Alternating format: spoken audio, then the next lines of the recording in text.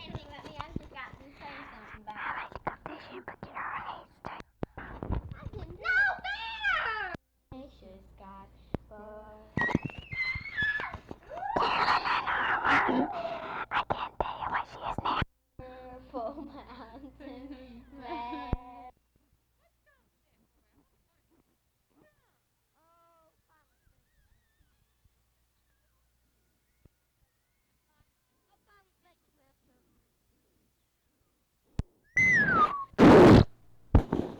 No, maybe they're stockings. I mean spots. Spectacles. Maybe the tickler spots. Spectacles. Spectacles. I didn't have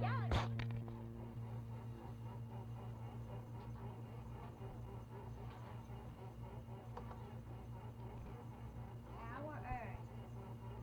In the fall of 1900, a great windstorm moved from the Caribbean area across the Gulf of Mexico and struck Galveston and Houston, Texas. It tore up trees, blew down buildings, and killed 6,000 persons. On September 11, 1961, a similar storm hit the same area.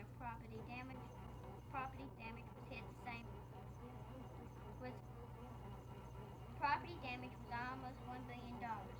Although the population of the area was many times greater than in 1900, only 30 persons lost their lives.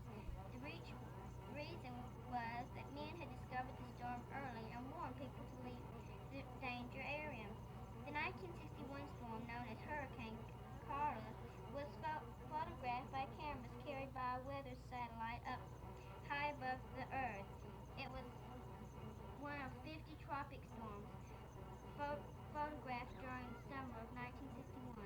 In addition to weather information, the satellites with their cameras provided accurate photographs of the Earth's surface. With such scientific instruments, men are learning about the Earth in space. But men have been gathering information about the Earth for thousands of years. They know that the Earth is shaped much like a ball, and that it travels around the sun at a speed of more than 1,000 miles a minute. It makes the journey around the sun in about 365 days or 1 year. The distance around the Earth is called its circumference at the equator, where its circumference is greatest. The Earth measures about 25,000 miles, the distance straight through the Earth. From one side of the sphere to the other is called the diameter. The diameter of the Earth is not quite one-third of the circumference, or about 8,000 miles. We know little about the inside of our Earth. We know that less than one-third of the Earth's surface is land. More than two-thirds is water. Surrounding the Earth is a blanket of air called the atmosphere. The atmosphere gives us air to breathe. From it comes the rain, which supplies our drinking water and moistens crops. It also protects us against the fierce rays of the sun. Men have learned much about the Earth's surface because they have steadily improved. Chapter 2, Earth and its climate. All of us are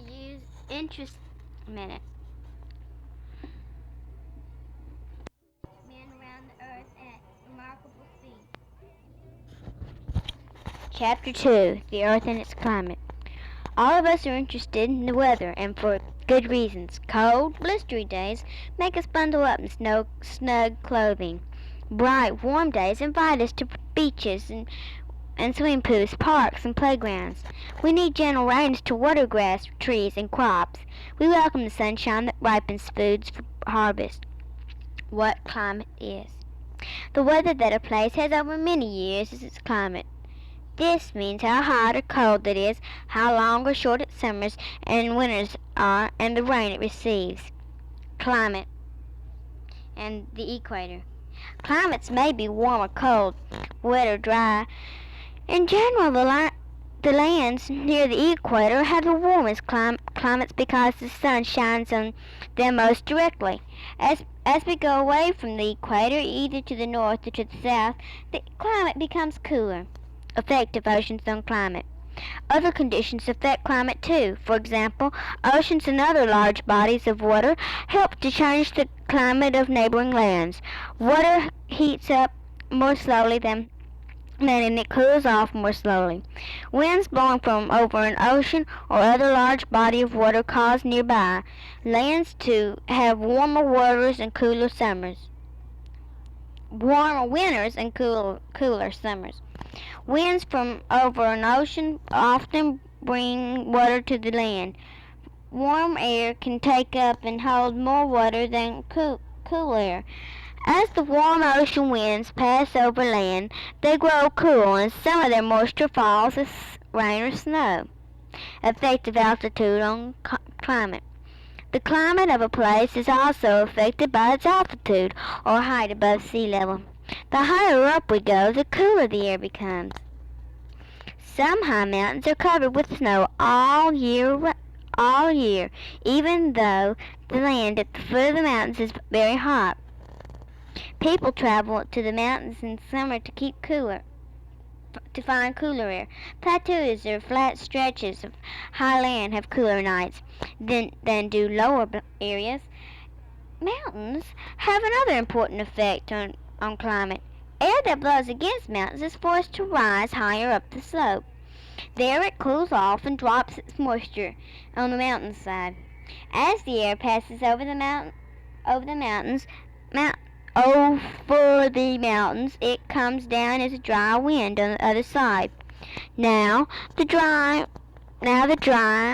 wind grows warm and takes up moisture instead of losing it. Latitude and longitude. Suppose that you visit a strange city and you wish to find a certain house. If you know that the house is on 7th Street, near where it crosses Oakland, you will have no trouble in finding the house, in somewhat the same way we locate places on the earth. Imaginary lines. To help us locate places on the surface of the earth, we use imaginary lines on globes and maps. Like the streets of a city, these guidelines cross each other. They are called lines of latitude and lines of longitude. Lines of latitude run east and west. Lines of longitude run north and south. There must be starting places for these lines. Let us start with latitude, which helps us measure distance north and south. First of all, we imagine a circle around our Earth halfway between the North Pole and the South Pole. As you know, this imaginary line is the equator. All places north of the equator are said to be in the north latitude. All places south of it are in the south latitude. Other imaginary circles run parallel to or at equal distance from the equator. These circles are called parallels of latitude. The map above has such parallels. How latitude is measured. Latitude is measured by degrees. The equator is numbered 0. Moving north from the equator, we can tell how many degrees north latitude a certain place is located. Going south from the equator, we can measure how many degrees south latitude a place is. The points farthest from the equator are the poles. The North Pole is at 90 degrees north latitude and the South Pole at 90 degrees south latitude. To show degrees, we use a small circle. To the right and slightly above the number, thus the North Pole is at 90 degrees north latitude, and the South Pole is at 90 degrees south latitude. Minneapolis in Minnesota is 45 degrees north latitude, or 45 degrees north. In other words, Minneapolis is exactly halfway between the equator and the North Pole. As you see, As you can see from the map above, the longest parallels of latitude are near the equator. The shortest parallels of latitude are near the poles. How latitude is measured. To measure distance east and west, we use longitude. Longitude is also measured by degrees. To show latitude, we use imaginary lines on the Earth's surface, extending from one pole to the other. These lines are called meridians. Meridians of longitude are not parallel, but they are all of equal length, and they come together at the poles. One of the meridians must be the starting point of measuring east and west around the Earth. The meridian used for this purpose is the 0-degree meridian, which runs through Greenwich, a town near London in England, and the 0-degree meridian is called the prime meridian. The word prime means first. Longitude is measured east or west from the prime meridian. Points east of the prime meridian are said to be at a certain number of degrees. East longitude points west of it are said to be at so many degrees. West longitude, for example, Philadelphia, is about 75 degrees. West longitude, Melbourne in Australia, is about 145 degrees east longitude.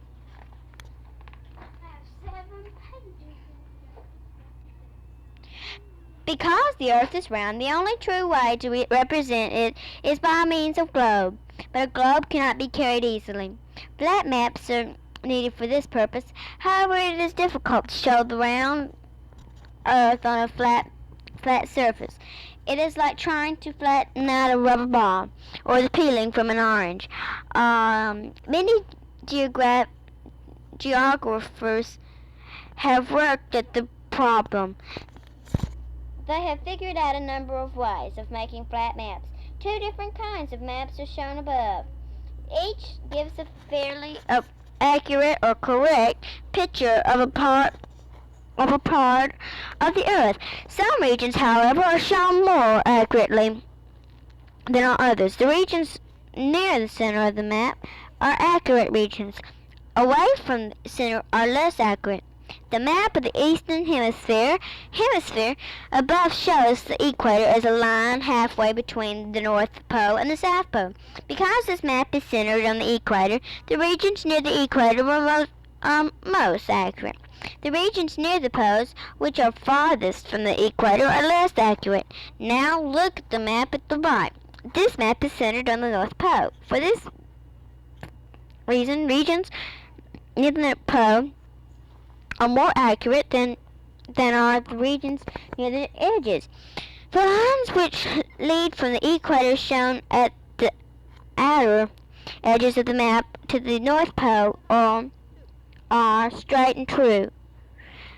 Because of this, airplane pilots have polar maps very useful.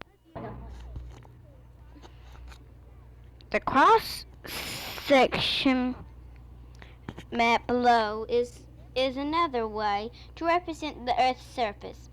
It shows what we would see if a giant knife would cut the continent of Africa in two. It shows plains, hills, and mountains just south of the equator.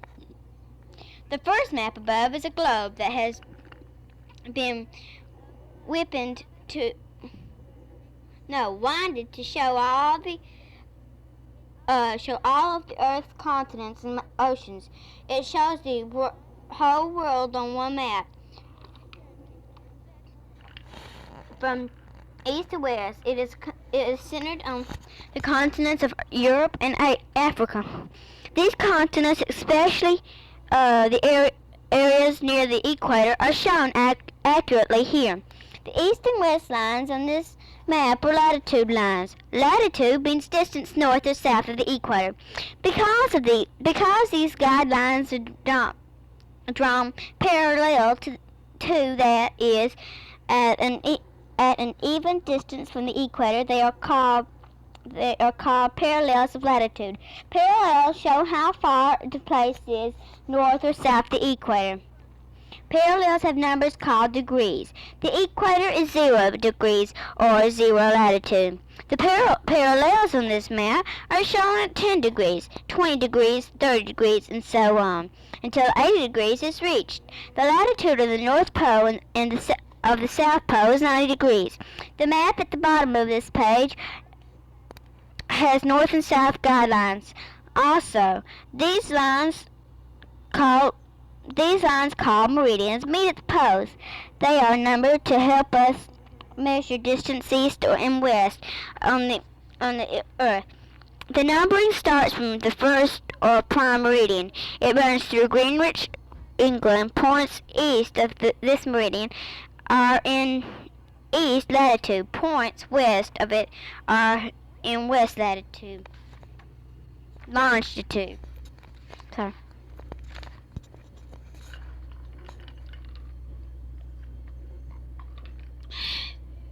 Temperate regions. Many people think that in summer the sun is exactly over their heads at noon. That is not true. That is not true anywhere in the United States except in Hawaii, but it is true in the tropics. As the Earth turns towards the sun or away from it, the place where the sun's direct rays fall at noon changes. The reason for this is that the direct rays can fall on only one point at a time.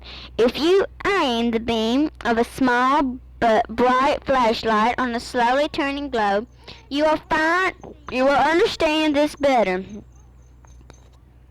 Late in March, the direct rays of the sun at noon fall upon the equator as spring advances. These direct noon rays creep farther northward each day. Late in June, when the northern hemisphere has its longest day of the year, and the direct rays are as far north as they ever get, at that time they fall on the line 23.5 degrees north of the equator. This line is the Tropic of Cancer. Find the Tropic of Cancer Find the Tropic of Cancer on the global map on page 13. When the direct noon rays have moved as far north as they start to return south.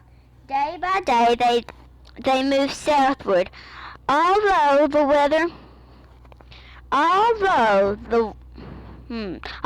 may still be hot, the days steadily grow shorter. Late in September, the direct noon rays have come back to the equator. Days and nights are of equal length all over the Earth. The direct noon rays continue to move southward. Late in December, they reach a line 23.5 degrees south of the latitude of the equator. This line is the Tropic of Capricorn. Trace it on the global map on page 13 and see through the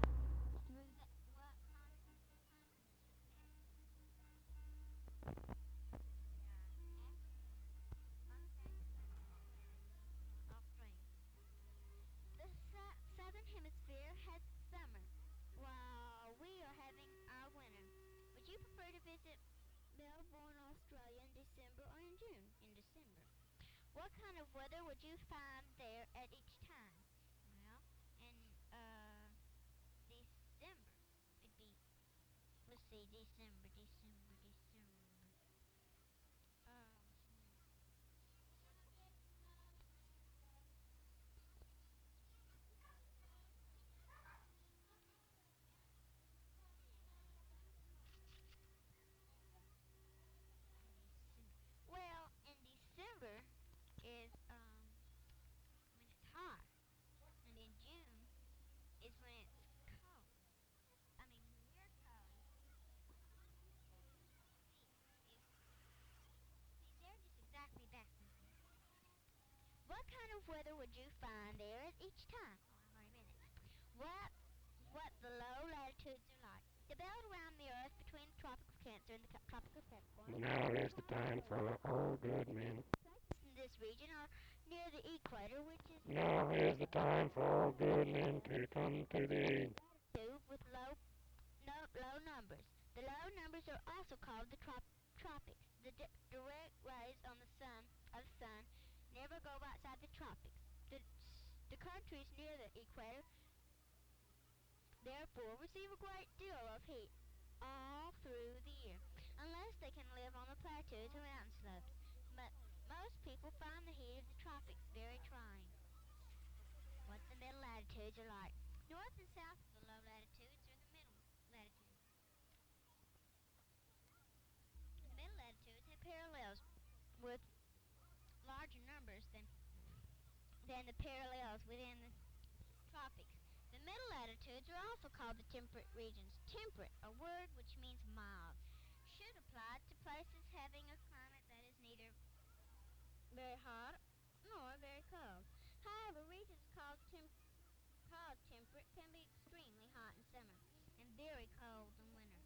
By temperate, we mean that in these regions, the weather average for the year, halfway between the coldest days and the hottest days, is mild. Find the temperate regions or middle latitudes on the global map. Temperate. That's us.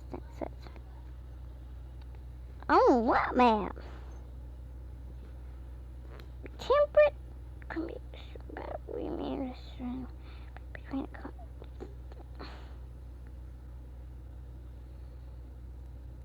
I meant not find it for you. Temperate. It's right here.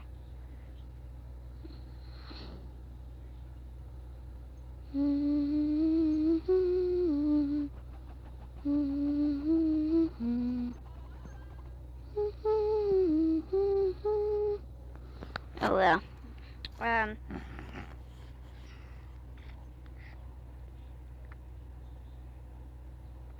The parts of the middle latitudes which border on the tropics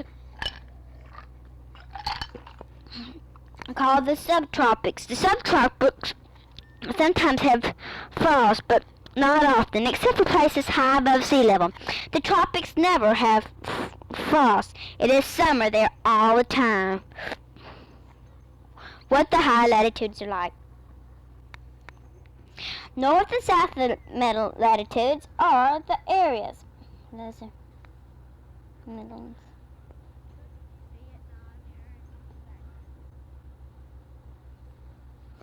Aha.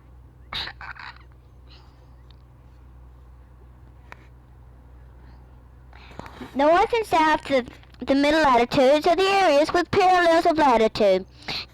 Oh, wait a minute.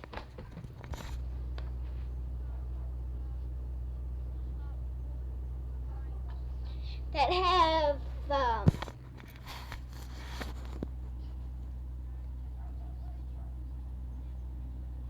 north and south of the middle latitudes are areas with parallels of latitude that have high numbers. These high latitudes are located within the Arctic Circle. And within the Antarctic Circle, the high latitudes or polar regions are so cold that few people live in them. Find the high latitudes on the global map.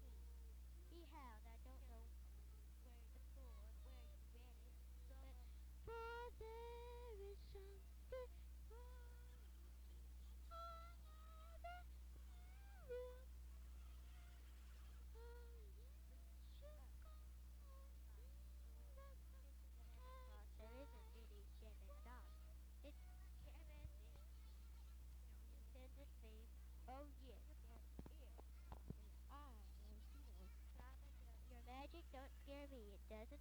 And suddenly he found he wasn't. Hans Bulldogs and Grimy beat the Grimy lock. The Jabez, Grandma Dell, and Jesus in the box. Puts up us teardrops and toilet, brings us from smears us gel and yum yum num. Bud strikes a bug. Draw a picture and search for him. Welcome not with marbles, grandma ha. Fortune of daddy, daddy. Now go upstairs and that by Shirley. Silver Silver Pocket. Closer to 20 steps. Tomorrow where the face of Jabez died. Oh, Donkey, tomorrow you will say sassy boy who marks the state. Step yonder and good at. Bye. Ding a ling ding a ling ding a ling ding a ling ding a ling ding a ling ding a ling ding ding ding ding ding. Hello, hello, hello, hello, hello again. Today happens to be a very unhappy day again because we have no snow. But still, we still can have some fun. Now, I wish it was 18 inches of snow. But as you know, we can't ever have 18 inches of snow. Who knows? But that's a cat purr.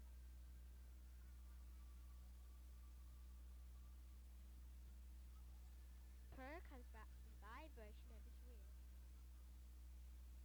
Cat likes it very much. Whenever you rub him good or whenever you pay attention to him. Always understand.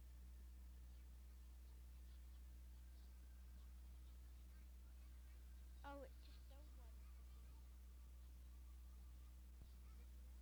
up. You see? That's a clock.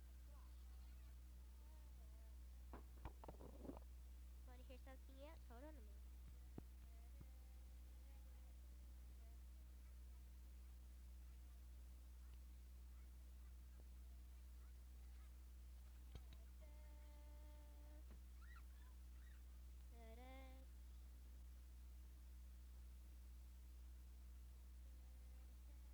Today will be a long weather report because it's going to be on to two. That's pretty good. But anyway, Riddle.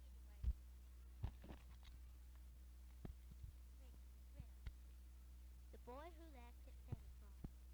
In Baltimore there lived a boy who he wasn't anybody's joy. Although his name was Jabez Dog, his character was full of flaws. In school he never led his classes. He hit a old lady. His mouth was open when his elbows went straight. He stole the milk of hungry kittens and walked through doors marked no admitted. He said he acted thus because there wasn't any Santa Claus. Another kid that tickled Jabez was crying boo at little babies who brushed his teeth.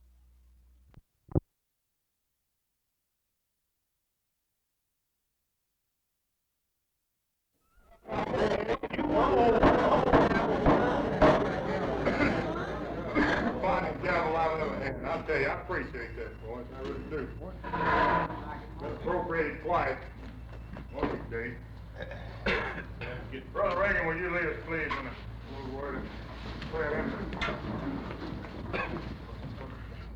Most gracious Heavenly Father, we pray that thou will look down upon us. Thou will consider our needs, be with us through our endeavors. Pray that thou would lead us that way which would be pleasing in thy sight. Thou will forgive us for our many sins. Guide, protect us, be with us always. We ask in Jesus' precious. Amen.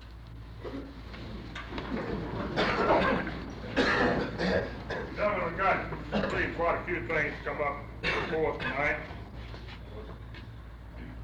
One of the more important subjects we want to cover I would like at this time to set aside all order of business until we do complete one of the most vital parts of our organization is settling on our membership. If you recall, last meeting we had, we got into quite a hassle about it. We've been in a hassle on it for several meetings, and quite a few motions have come down headed this way.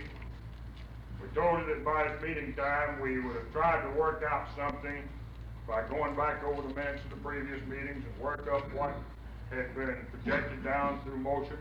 We turned it over, that information along over to the bylaws committee that's been working. The bylaws, the constitution part especially, is very ready, near ready for adoption. But they set aside everything and worked pretty hard, and they've come up with a section that we believe is pretty good. It was discussed pretty well taken apart at the afternoon session, and with a few minor amendments, more or less clarification, it was pretty well adopted. Am I correct there? Yes. So, I'd like this time to read you what is proposed for the bylaws. Now, if you accept it, it will become the first official part of your bylaws, and then anything pertaining to membership, we can refer then back to our bylaws. If it proves unfeasible at a future date, this body can always amend or change its bylaws. But this has been offered as a suggestion and a solution to our membership, taking in mind that we feel that we need as many of these men out here as members as we can get, providing, of course, we can make good union members out of them. I'll read it in its entirety first. Bylaws of AFF-UI membership, eligibility. Section 1. A candidate for membership in the Atlanta Firefighters Union Independent must be a paid member of the Atlanta Fire Department with the rank of captain or law. Number 2. A candidate must have the approval of the members of the immediate unit in which he or she works, i.e., fire station, signal, department, shop, and etc. Said members shall constitute the investigating committee. Section 3. Any candidate must subscribe to the democratic principle that the majority vote shall prevail in all matters pertaining to union activities. Number 4. Candidates must disaffiliate from any other firefighters union or other body which would have interest in conflict with this organization. Number 5. Any candidate who was employed by the Atlanta Fire Department on June the 1st, 1966 shall pay an initiation fee of an amount that would equal $5 per month retroactive to that date. This is in fires in 2 parts. Section B, it says here. A candidate employed by the Atlanta Fire Department after June the 1st, 1966 may join within 30 days by paying 1 month's dues. C. A candidate employed after June the 1st, 1966 who does not join within 30 days after employment must pay a sum equal to $5 per month for each month he or she has worked, not to exceed $25. Number 6, each candidate must attest to his obligation. Now, the obligation I'll read in a moment. What's been suggested here is that each of us will sign an obligation, very similar as you would to any other organization that you would become a member of. Our resignation that it played such a big part in welding this organization together will be held and kept in the utmost security as they have been kept. We will not void them. We will hold them. We will endeavor to get these new members in here signing this obligation, and if and when the time comes that these resignations may be needed again, we are hoping by that time we can prevail on them to show them the way that we have welded ourselves together to follow our good faith. Following on that course, that we will hold on to the present resignations that we have, we will all reaffirm our obligation in this manner. I, J.I. Martin, do hereby and hereon most solemnly and sincerely promise and swear or affirm that I will support the Constitution and bylaws of the Atlanta Firefighters Union Independent and a majority vote on any issue affecting the welfare of the union, that I will not at any time work against the union in any way that will be detrimental to its cause. I further promise that I will not mistreat a brother union member who is working for the best interest of the union, nor will I fraternize with any avowed or definitely non-union member. I further promise to support organized labor by purchasing union-made goods and services whenever possible, and will not talk against organized labor in any manner that would be detrimental to the labor movement. And gentlemen, this in its entirety, more or less, I believe, was adopted at the afternoon session. Realizing that you got your own opinions, of course, we'll break it down in sections and go by it.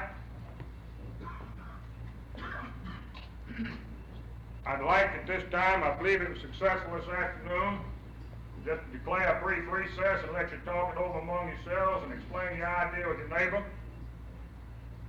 Some of you sitting there with some ideas in your mind, I know. So let's declare about a 2-minute recess, talk it over, see what you want, and then we'll come down back and break it down. So we'll now stand recess for a couple of minutes.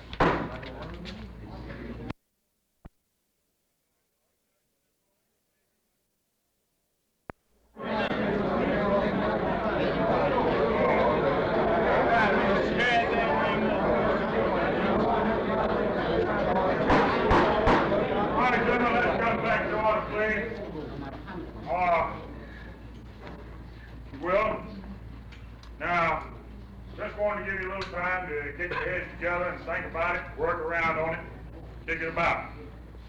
I believe Captain Stein has a word or two he'd like to say before we really get ripped off here. Gentlemen, on this piece of paper here, it's very important that we get the members who were undecided at the sign of this movement. Now, we realize there's some we don't won't have. But there's some out there that we need. Now, let this be a decision of your head instead of your heart. Think it out. If you've got a man that you know that you think that you can sell on good unionism, by getting him in his hall and talking to him, he's a hell of a lot more benefit to us than he is over yonder in the 134 being counted over there. And they're selling their point of view. We're not supposed to talk unionism in the fire station, but I can tell you this much. One boy from number 1's left this hall, left the strike, and went back up there. That was his conviction. He done it. He has caught mortal hell from both sides, which was his due. But there's one captain out there called Philip R. Drummond that corners him every damn time he gets a chance and tries to sell him the 134. Yeah, excuse me, but I believe that boy didn't go back on his own. Well, I don't know why he went back. His daddy took him back. You see, I don't know the particulars about it. I say he went back. See what I mean? Yeah, but his daddy took him back. Well, that boy is wanting He to came come with back the- here. He wants to know if he's welcome. Why not let him back? All right, now wait a minute, gentlemen. That's what I want you to think about. He is being hounded to death to join the 134 and drop us. He wouldn't be of any more service to the 134 than he was to us, more likely. But they count him on their rolls. Out here, we could sell him and make him a stronger member.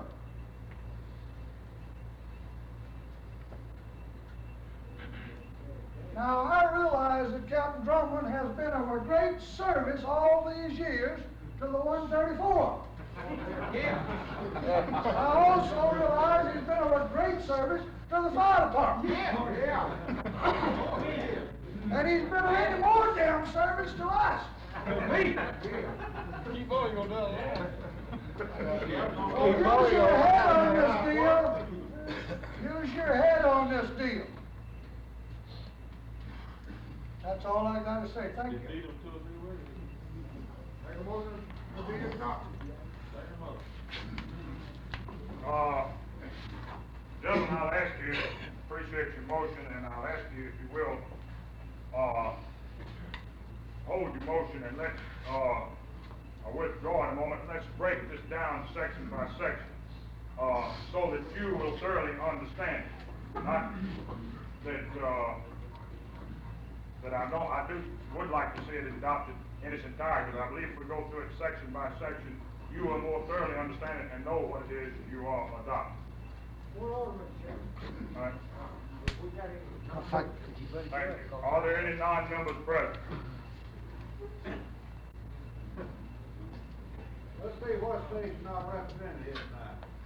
Let's call a roll. We just signed one man up for 23 tonight. If he's signed, he's a member. Paid his dues. We'll get the roll call in a minute, brother. Right now, we have asked to set aside all orders, we get this order, then we're going down into our regular order business, which would be our minutes, our treasury report, our roll call, and our usual. Want to get this membership out of the way just as quickly as we can, so we can settle it once and for all, and put it behind us. Then we'll go. Will you withdraw your second, and then take it down? All right, fine. Gentlemen, Ernest, if you're gonna... You might have read it, I didn't understand it.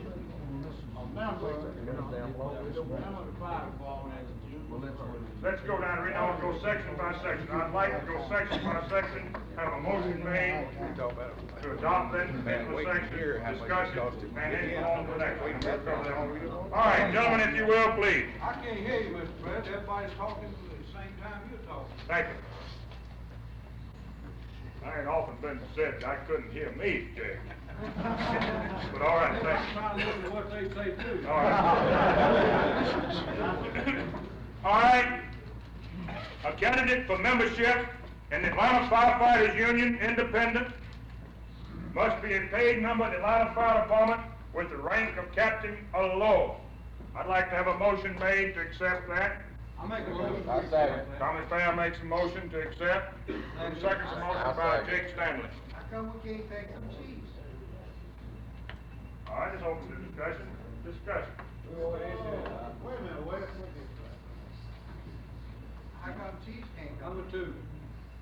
Well, it's suggested by the bylaws committee that when it's captain below, you want to amend it, all right. Amend it if you want. But I We'll believe, make an amendment. I believe it works this way. Usually in union membership, you think of word, Wesley, of management and labor. Management are any who can cause a laborer to lose a day's pay. A captain cannot suspend a man. He must do it on the orders of a battalion rating or more. Therefore, a battalion would be recognized as management, wouldn't be accepted as a slave owner. Is there any other discussion? Call for the question? All right, question called for. All in favor, please raise your hand. Any opposed? Seems to carry unanimous. Section 2. A candidate must have the approval of the immediate members of the immediate unit in which he or she works. That is a fire station, the signal office, a shop, training tower, or such as that. Said members shall constitute the investigating committee of that member. Make a motion this way. Now, we still can keep a man from coming in here if we don't want to. I mean, I got one man that ain't never coming out here. That makes two of them. I mean, I can blackball his person. That's what I'm getting. Will it take a majority of that station? I think a majority, I believe, is what is pin writing in here. It would take a majority of the members of that station to vote him for membership. Then this membership could still vote him down. No problem. You might not see somebody. 51% majority. Yes. Just a clear majority. I make a motion. Accept that. All right, Second motion. Rickles, 21. Who seconded, Bob? Bob. All right, gentlemen, all right, motion made and seconded. Any further question or discussion? Please, the question was called for. Call for the question. All in favor, please signify. Is there any opposed? All right, gentlemen, move to section 3. Any candidate must subscribe to the democratic principle that the majority vote shall prevail in all matters pertaining to union activities. About, that would be 51%, right? Majority, simple majority vote. All right. I'll second. Motion made. Second. Now,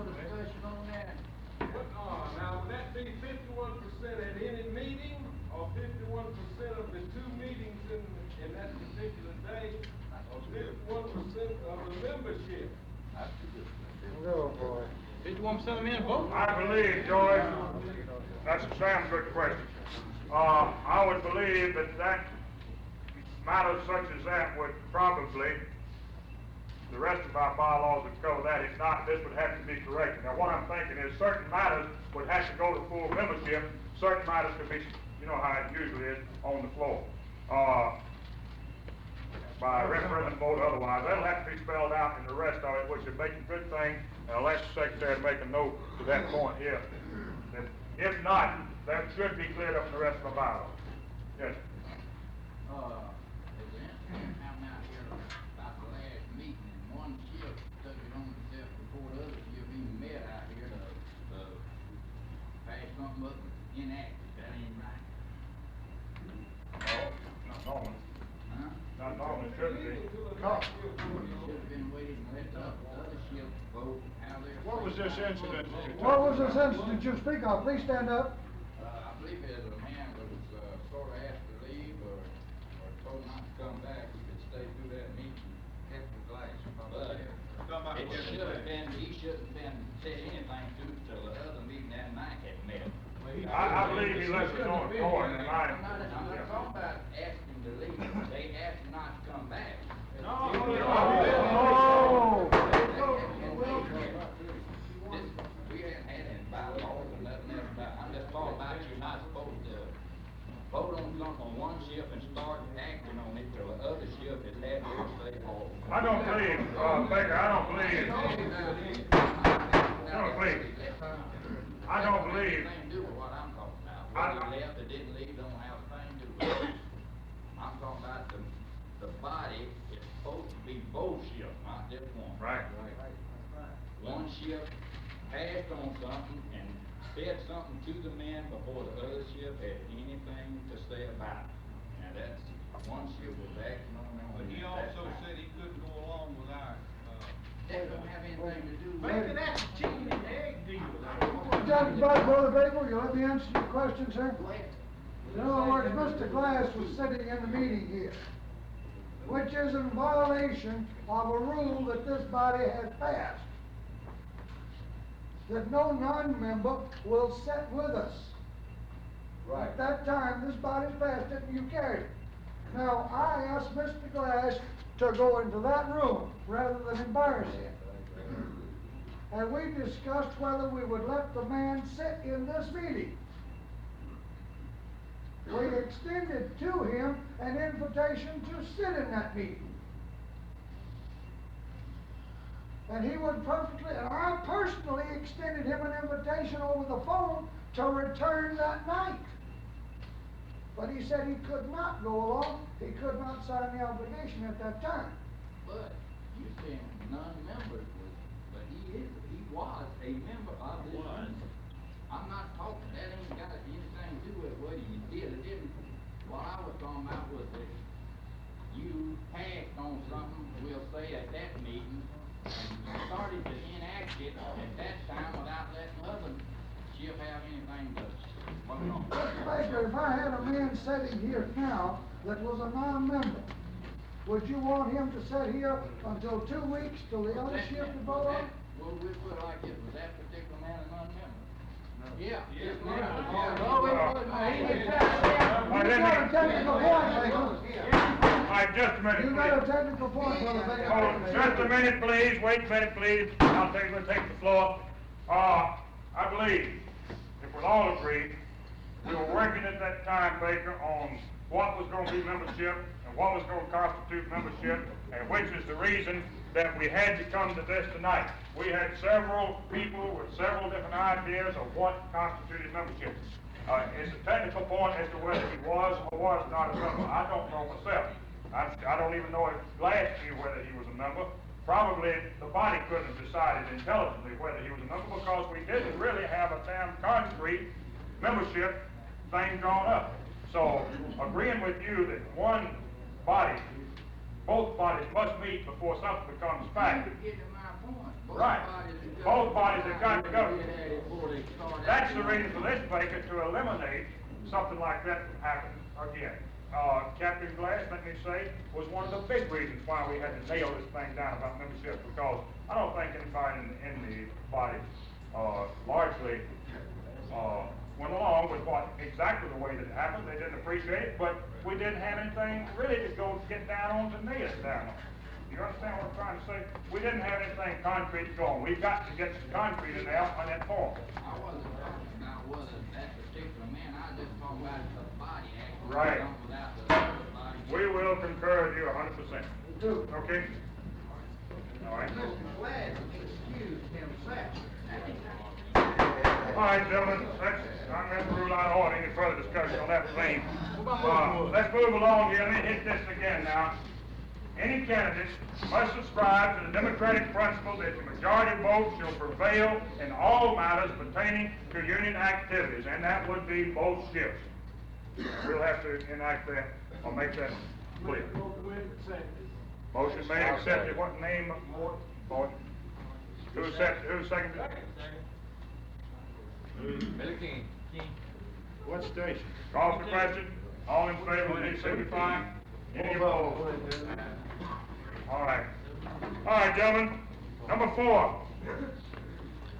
Candidates must disaffiliate from any other firefighters union or other body which would have interest in conflict with this organization. Question. And then motion, yeah. All right, motion by Mr. McClarty. Seconded.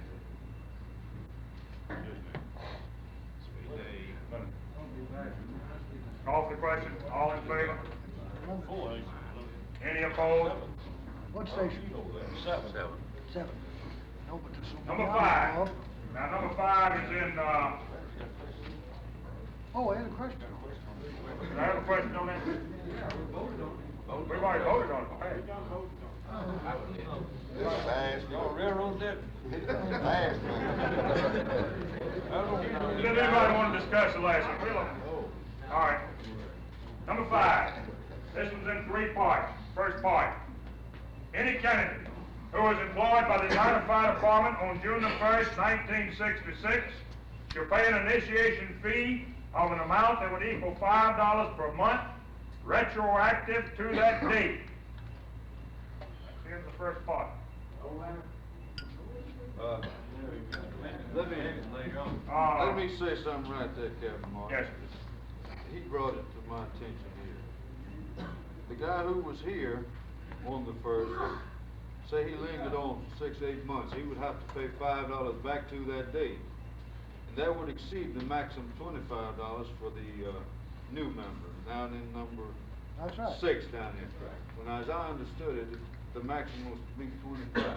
Now, in other words, I'm not against it or anything. I just wondered if that's the way you want it. In other words, does it accumulate each month right on into infinity if he don't come in? Any man, as I understand it, it was the opinion of that's a member, a man who was eligible to become a member when any of you became a member. If he drags on for several months or years before he decides to join, there's no particular time limit set how much he'll have to pay back to join. Well, that's all I want to know. But a new member, he would just have a maximum of $25. Well, that's what I want to know. This fella here said he Standard is understood. $5, One and a half, we'll see fit to raise that due to $8. Bylaws would have to be changed. What about these guys that coming back out of service, maybe years, gone? They don't pay them here. We have servicemen and privileges. Yeah, but it should specify in that shit, it will on your bylaw. Yeah, we'll make sure that it does, it should, that they'll enjoy all privileges without pay. What if you mean, Gentlemen, please, let's stand up, please, swing game. what if you got a man that's in your union, but he's coming out, and then say in 8 months, he wants to come back in? They have to be voted on. You mean if he comes, he's in there now, and he comes out, and he wants to come back in? About 10 months, you just gonna charge $5 a month, you're gonna charge him a penalty. If it's $5, it'd be $5 a month for every month he was out. Well, he wouldn't be able to come back in. No, that's on the new member, we hadn't covered that point there, that's on the new member. There's no maximum on the old member. No maximum, gentlemen, y'all understand, there's no maximum set on an old member joining. The maximum gets down here on the new member, the new man. You don't have to pay no penalty? Yeah. Well, if you're getting out and staying out 8 months, you just come back, just pay $5 a month, no, there's no penalty. He got to put in them statements. He wasn't hauling back. You gotta get voted on the station. He got to be voted on in his All right, statement. gentlemen, hold down. Come out. Jack now, goddammit, Jack down here. All right. I'm not against that $25 initiation fee or anything like that. I'm all, everything we can get. But it seems that we're gonna still be in competition with 134. And that's gonna run just a little bit high. Al, aren't you a little ahead, aren't we a little ahead now? I haven't mentioned anything about $25 here. Well, there's a maximum of $25. Not on this one. Let me read this one again. Any candidate, and see if this clears you up first. And any candidate who is employed by the Atlanta Fire Department on June the 1st, that's any of us here that own back, on June the 1st, shall pay an initiation fee of an amount to equal $5 per month, retroactive to that date. In other words, if somebody joins here in July, he's got to pay last month and this month's dues, right? If he was on the fire department at that time. That's right. A candidate employed by the Atlanta Fire Department after June the 1st, 1966, may join within 30 days by paying 1 month's dues. I second. Question. All right, motion made and be accepted. I got a question. Who made it, who seconded it? Oh, yeah, excuse me, I believe, Yeah, then, you've may have been trying to get up. Charlie, if you don't, go ahead. I thought that we wanted to get all the members in this thing that we could. Right. Even the boys that didn't come out, that was undecided, like I say. This, $5 a month retroactive on the back, I believe it's gonna hold a lot of them out. That cost a man now $10. Just back to June 1st. Right now it will. Right now it will, but we'll lay over. Next month it's gonna go. It could. It could. Takes that long to make up his mind, that's right. He ought to be able to make up his mind. Some of them will, but some of them won't. And, I know if it run as high as $25, I wouldn't join it then. Well, 6 I months couldn't from now, afford we it. don't want them, we want them now. Don't want it all we can get. yeah, but you might have to do the same thing again in 6 months. All right, gentlemen. Yeah, we may have to do it Monday or Tuesday. All right, Pam, Pam, and, King again, second. Call for the question. All right, gentlemen, motion. Good point, Robert, back here. All right, will you withhold your motion? Will you withdraw your second one more time? Excuse me, brother. All right. These people that, got this, overtime pay, and these citations in one pocket and overtime pay in the other, we don't, if they do come in here, we won't ever cotton pick him down out of what he gets. All right, now we're going to accept this motion and the seconded, and he'll call for the question. All in favor, please signify. Those opposed? Two. All right, two opposed. All right, here's the other section of that same part. A candidate, I believe it's what you had in mind, maybe. A candidate employed after June the 1st, 1966, who does not join within 30 days after employment, must pay a sum equal to $5 per month for each month he or she has worked, not to exceed $25. There you go. Do I have a motion on that? Not to exceed. All right, Rickles makes a motion. I second. Bob seconded. All right, what's the question now? Yes. No, I Please explain on that one. A man goes through school and be returned. Please explain on that last one. A man goes through school, he signs up for to go to school, the money be returned.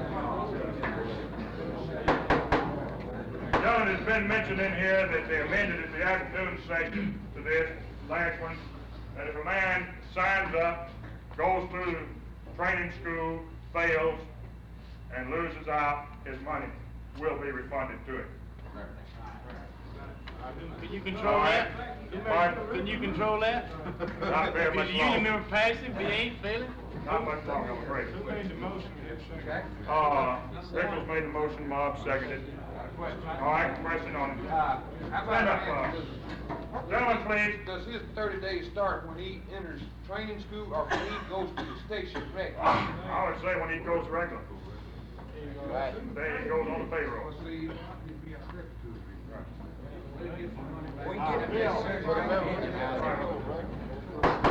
I think what we're doing is defeating our purpose. In other words, if a man comes on here Gentlemen, please. and stays here 6 months, it's gonna cost him $25 to get in. $25 is a lot of money for a young man that's on his first year pay and everything. He'll just say, well, I can't do it this month. Baby, I love you.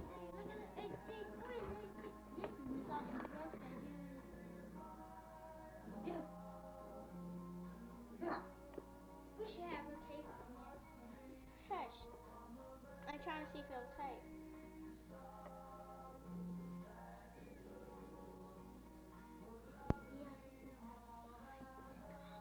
I am trying.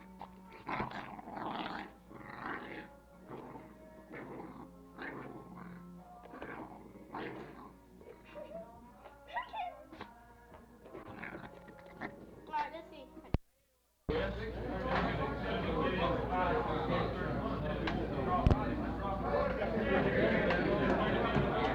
I agree with you that he would be easier if he was approached the first day. He will be. If he was approached the first day, he would probably want to get Gentlemen, please.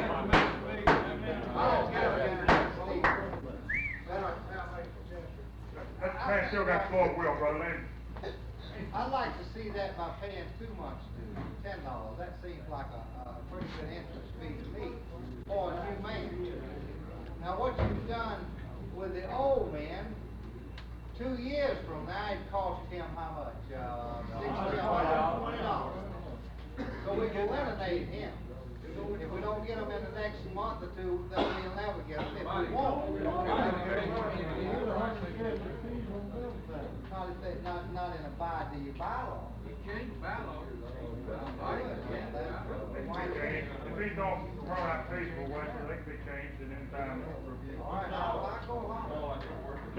Jake, I believe you had something with the next one, up now. I want to ask these men, how long did it take these 600 men to make up their mind? Join a labor organization, not a benevolent organization. Right down quick. If they don't want to come in within 30 days, I don't know what they got to think about. Let's stop running old ladies sewing circle and get down to be a labor organization. They either want to be in or they don't want to be in. If they choose not to come in 6 months, let's let them pay to come in. They got to be retired. Right. 30 days on any other thing.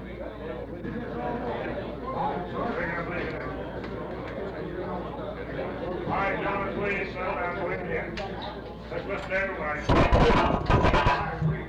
I think he has a good point. I'm hoping within that 6 months, we will have compensated way beyond this $25, where we can show this man a picture of what type of point that he will not mind paying $25. It takes him that period of time to make up his mind. I suggest to John Wesley that man bank the raise that we're gonna get him, and he'll have his damn money plus interest.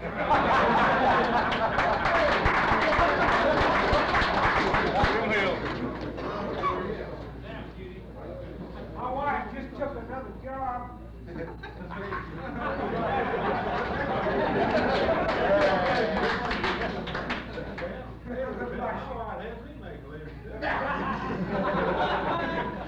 Well, it does pertain to this, Jim, wrong thing, but, she's gotta work the night shift. Ain't got no considerations whatsoever, the people don't even talk to her, she can't join the damn union for 3 months, but she's put on notice, this is a labor organization, she's, like somebody just said, ain't no damn thing, sir. They know how to speak to her, she ain't got no friends, and she's wanting to join the damn thing and can't for another month. So, let's don't be too easy on these people that, slack. You talk about these young men. If a new man comes in the engine house that the city has just hired, and the damn shop steward don't get that man the first day, then something's wrong with your shop steward.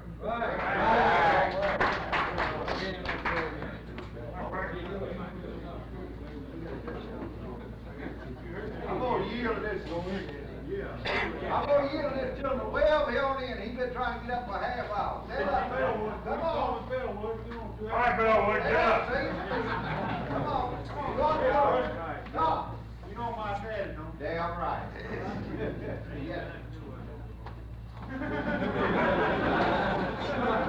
Thank you, Frank. How you up there, buddy? Let's hear it. I'm not no new man on you. I know you can see that. Down, Jim. Of course, I just finally got the engineer job here last year. Congratulations. I never tried to bring politics in. I've been running around. I'm just what I am. What I say, if you're gonna belong in, if you wanna belong to the union, let's get in. If you don't want to, okay. I've been a member of 134 for 24 years. And majority of my station went for it, I fell in that way. I was down here this afternoon. And, we just want, I like work, good work today. That's what all of us want. We just want to try to make the best we can out of it. Like I'm not going to echo what men don't hear, but I've been in politics for a long time. My dad was in that when he was 30. And he got on the lookout to do the Jim Key back on the late 30s. Just got committed looking out the window. He was born high places. We just want to go together, that's all I say. I'm going to make a choice. It wasn't going to be long. Right. We agree. Thanks, bro. Oh, wait. Right, Jim. Well, they want.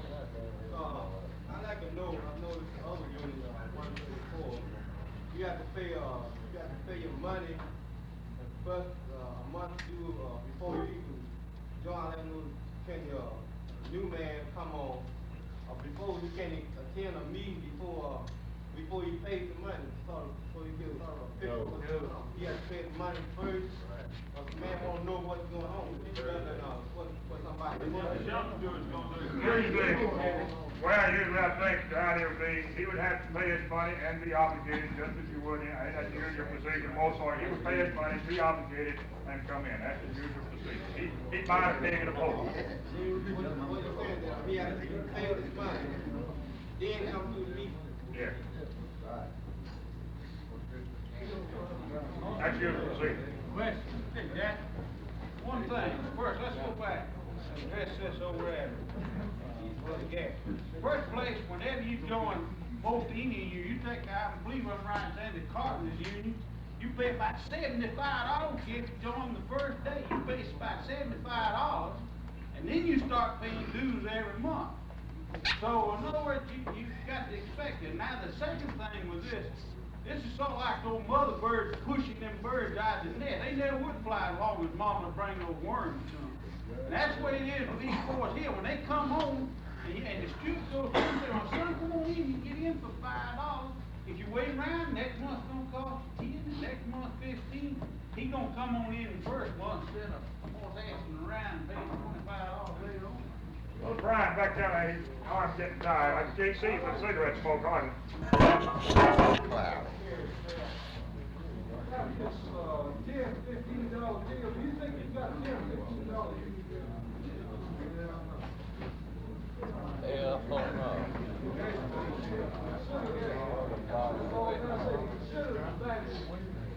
All right, brother. I paid $20 in advance. All right, brother. Seems like the trend of this call, the conversation has been, some of it, that whether a fella coming on within 30 days would be able to afford $5.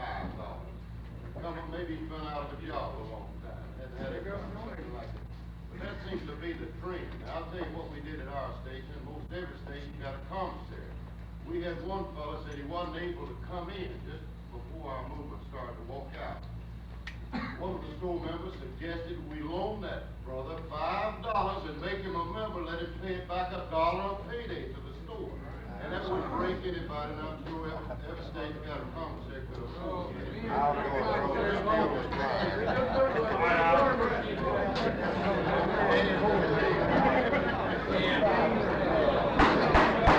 right, gentlemen, let's get on with it now. We've got lots of business. Got a man on the floor. The place where we've been meeting right here, the Teamsters Hall. I've been a member of the Teamsters since 1952, and it cost you $55 to go in there. I make a motion we accept it. All right. Motion made, second. Any further discussion? All in favor, please signify. Any opposed? All right.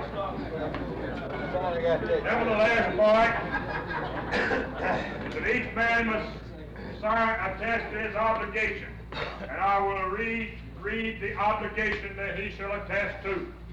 And each of you will be asked to attest to this obligation also, to bring our membership up in force today. I Make a motion we accept it.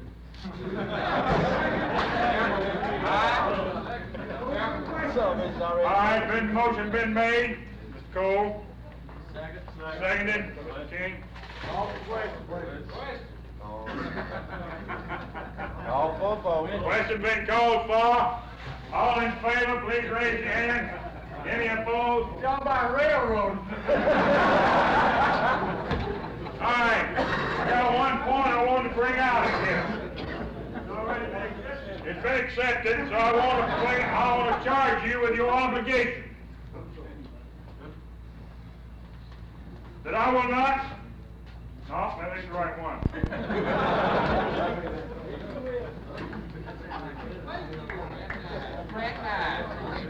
In other words, I ain't gonna fuck around with these damn people that ain't gonna talk.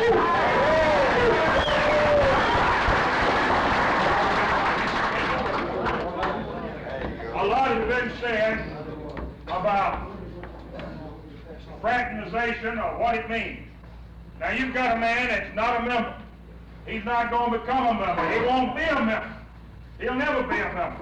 He stayed in there and tried to break your back when you were out here at the Union Hall. He'd do it again, and he tells you he'll do it again. He'll take any damn thing that you'll get out here by the sweat of your brow and risk your job for. He'll take anything you'll get for it.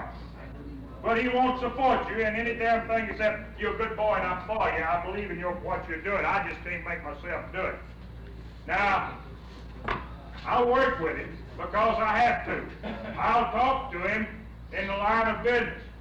But I won't buddy-buddy with him. I won't get in bed with him.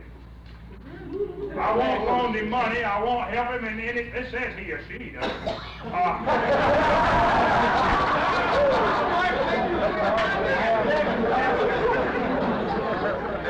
You got with us that trip, but All right. That's what we mean by the road practicization. Now, listening to the tape this afternoon's meeting, somebody made the talk about the worms slipping out from under the slippery rocks. And brother, they're doing it. I'm real pleased and real proud. In fact, I'm tickled to death. We asked you to go in and cool off, and you did. You went in, you got quiet, you settled down, you tried to make friends with a lot of them, and a lot of them you did make friends with, and we still got some friends out there. They haven't yet been enlightened as we see it. But some of them have got the damn idea that you came back with your tail between your legs and you're scared. And I'm looking at a bunch of scared men out here tonight. Now, 30 days cooling off is just about up. Damn it, wag your tail and wiggle your ears a little bit and let them know you're still around. There's going to be no bullshitting around here. Don't let them shit on you. Get them back under those damn rocks and let them stay. If they're good men and good fellows, bring them in here. But if they're going to be horses' asses about it, I believe that 600 men can wear 100 men's asses way out. Agree? Yeah. Agree. Now, the grievances are stacking up considerably. A lot of them will work themselves out in time. Some of them are bona fide. A good many of them are bona fide. But we're working with them. As soon as they can be worked through the grievance committee, we can decide what action to take. We've got one or two officers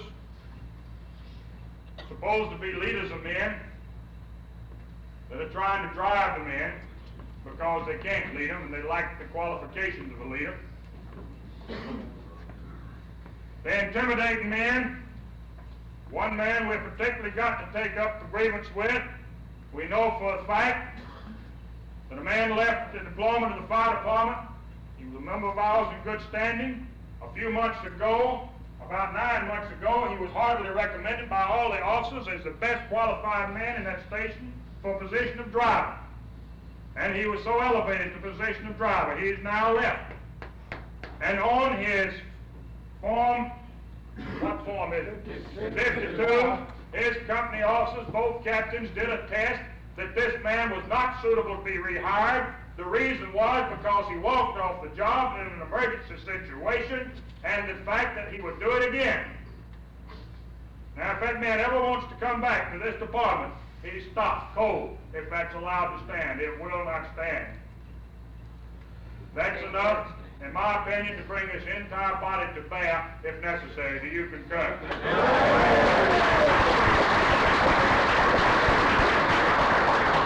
This same two officers at this same station are begging pardon. One of the I'm talking about Captain R.B. Sprayberry and Captain Jerry Whiteman at number 8.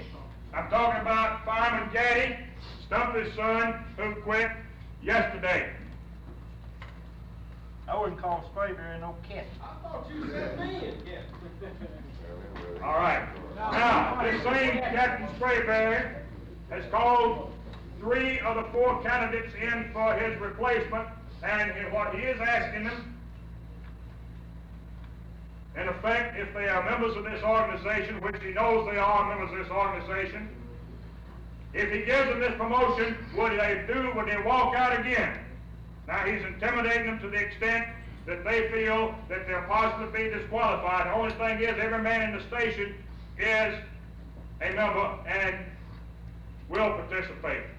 But it doesn't leave out the theory they hold that vacancy to transfer a man in. So we can't tolerate that. They're going to try. This is just one man, not a departmental procedure as yet, but we can't let it become that. Let the man take care of it. There's no discrimination. All right, now who wants to talk? All right. That's why I'd like to ask something. One of the men was going in for military leave, and they told him he had to fill out a form 52 before he could go. Oh, yeah. That was Mr. Whitehead, I believe. Is that the one you're speaking of? Yes. Whitehead, that's another. Now, this is a team from the same station. Whitehead, one of our colored boys, was called in the military service. He was required to sign a resignation, which disqualified him from 14 days military leave, his vacation time, and holiday, well, his holidays he had, but the subsequent pay, plus there's no guarantee that he has a job here. They just say, well, you know, we'll take care of it. George, shaking Bobby, come on, get up. Am I wrong? I'm waiting for you to get out of that part. Will they accept him back? That only means if it's for a resignation. That's the only reason the captain can answer that question, will you accept this man back, is for resignation. For military leave, we've got federal laws that were passed during World War II that guarantees that damn man his job back. Why is this man required to sign a resignation? Not if he resigned, George. If he signs a 52, he's not. He didn't sign a 52, he signed a resignation. He signed the wrong damn paper. Right. But these papers were put out there and shuffled and said, sign here, and he signed it not knowing. That's happened in previous. Now, the man, fortunately, Jake Stanley called him, sent the man up, told him, by God, to demand the right to sign the papers, and boys, we know he has gotten straightened out on that. Is that right? Well, they let him sign military leave after he came back up there. When he walked in the door, Chief Ragsdale says, I didn't sign it, you signed it.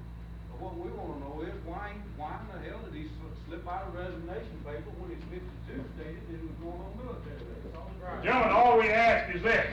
If this happens to any other man going on military leave, don't send him back up there, bring him to us. We'll let Uncle Sam handle it. The government will step in now. You better believe it. Any time, in fact, if any of you go on military, if they draft me, I'm going to try to get them to let me sign a resignation. And I'm going to give it to Uncle Sam. Well, is that gonna be cleared up now? That part has been cleared up. His resignation's been given back to him? Yes, he's corrected that. He went back and demanded military leave, and they cleared that up. And no, how about the Fort Williams we're talking about? Is that cleared up? Yeah, that's what, that was the fight, it was. All right, gentlemen, all right, brother. President, I think we ought to ask this Fulton County grand jury what they accused of us. They accused us of striking against taxpayers. And a lot of We struck against the mayor. I think we ought to take a little of this money. You don't get it unless you pay for it, and put it back in the paper and let the taxpayers know how it's spent. I think we ought to answer those charges that they accused of us. If we didn't spend this right against the taxpayers, I believe what they said we endangered the citizens. I don't think the firemen endangered the citizens. I think the city officials endangered the citizens by allowing the situation to exist. All right.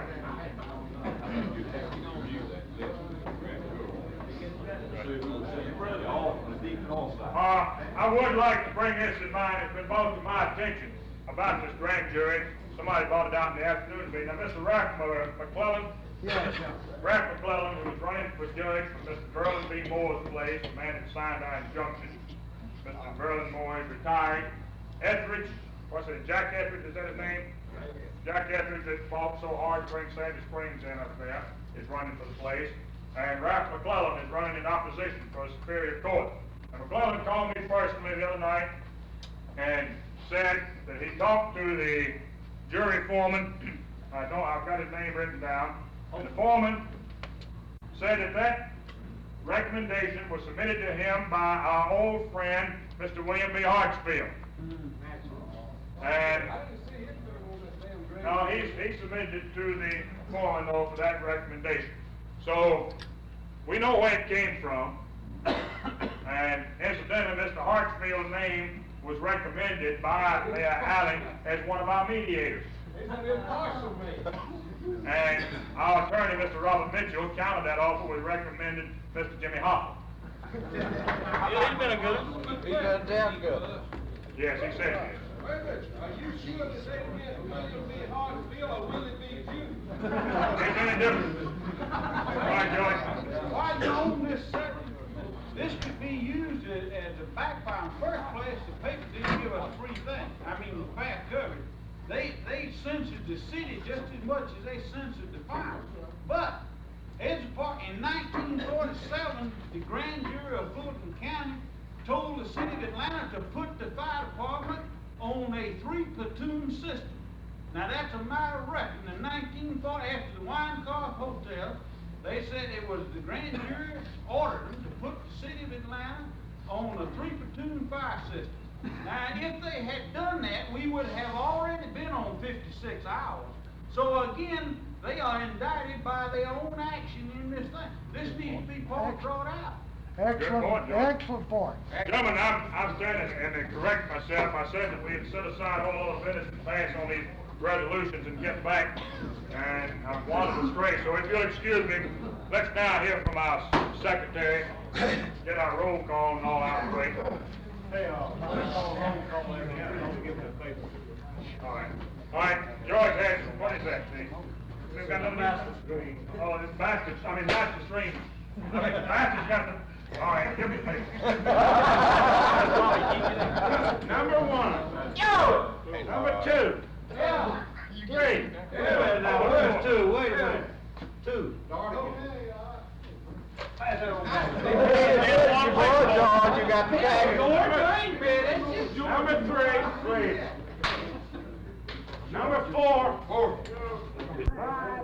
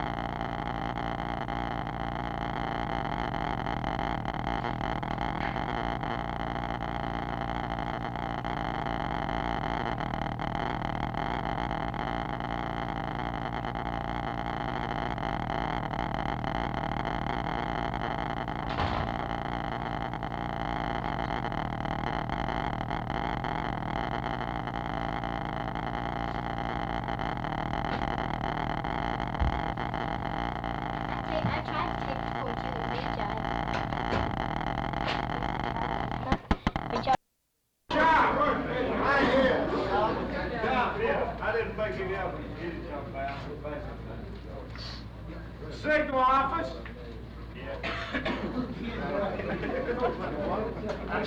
You wonder why. Training center. Fire prevention.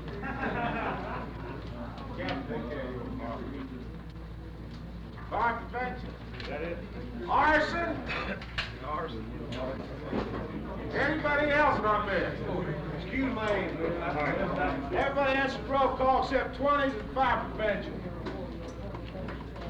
You've covered these minutes from this afternoon. Everything's just done. That's all they did this afternoon.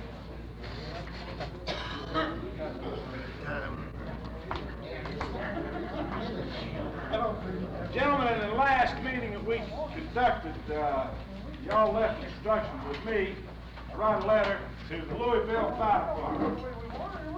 I wrote this thing. July the 2nd, Mr. Carl Dale, President, Louisville, Kentucky Firefighters Union, Louisville, Kentucky. Dear Mr. Dale, we are following your dispute with the city of Louisville with great interest. As you probably know, we are also in a dispute with the city of Atlanta, Georgia at this time, and we would appreciate you keeping us informed of how your dispute is resolved and the settlement which comes from it. We are certainly in full sympathy with your objectives and wish you the best of luck in solving your problems. Yours very truly, Atlanta Firefighters Union. Since that time, on your public relations, Sergeant Finley, I believe that's the right committee, brought to my attention that the Freeport, Illinois Firefighters Union is also in a dispute. So I typed a letter up to them, send off. Freeport Firefighters Union, Freeport, Illinois. Dear Sir, we understand that you're in dispute with the city of Freeport at this time. The Atlanta Firefighters Union is also in a dispute with the city of Atlanta, Georgia, and we would appreciate if you would keep us informed of the outcome and settlement of your dispute. We are in full sympathy with your objectives in this matter and wish you the best of luck in solving your problems. Yours very truly, Atlanta Firefighters Union. I got a Louisville paper from my locker, I just didn't bring it with me. They went on hunger strike. The president, you were speaking of that, had his picture in the paper. I think he stayed on at City Hall, had his cot. He stayed on there approximately 6 days, as well as I remember the article. I still got it in the locker. I'm not going. The Louisville I'm not going. He's still on. He's still No, on. he's off. According to the Pittsburgh paper. Well, he came off. I didn't, my brother lived there. He brought him the paper. He showed him coming off. First thing he had was a half a bottle of beer. That's the first thing he had. Good Last thing I had was out of Pittsburgh on. Well, he's off of it. All right, gentlemen, we'll hear from my treasury report. Monthly financial statement for the month ending June 30, 66. Our net worth is June 65 is $614.73. Our receipts during this period.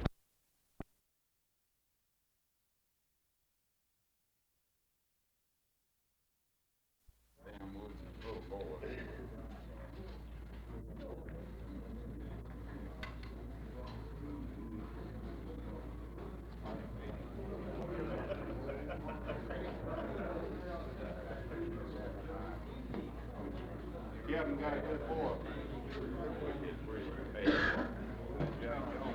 All I got is a bag of those right now.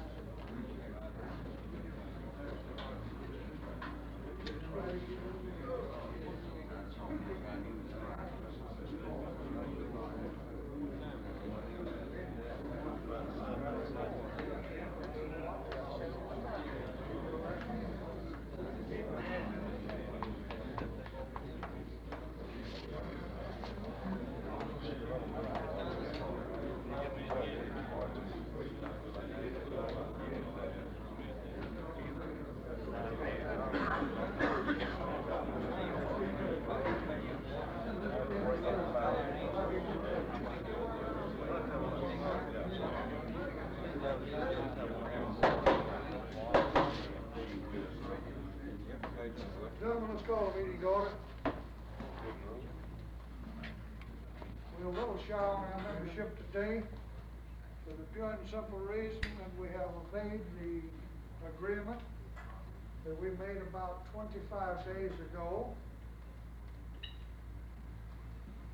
to cool off. Be that right or wrong, only history can tell. But we have kept our word. We have 5 more days to go. Take the meeting in order, I'll ask who can lead us in a word of prayer? Or who will? Brother Brown, gentlemen, please.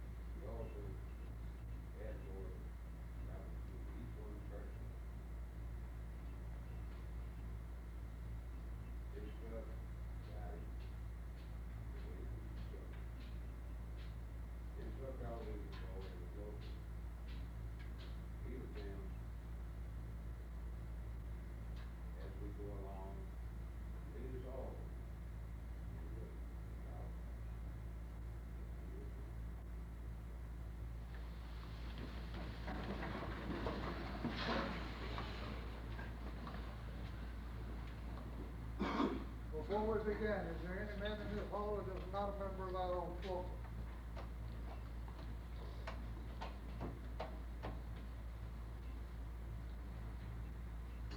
With your permission, I would like to set aside all other business until we satisfy this one point.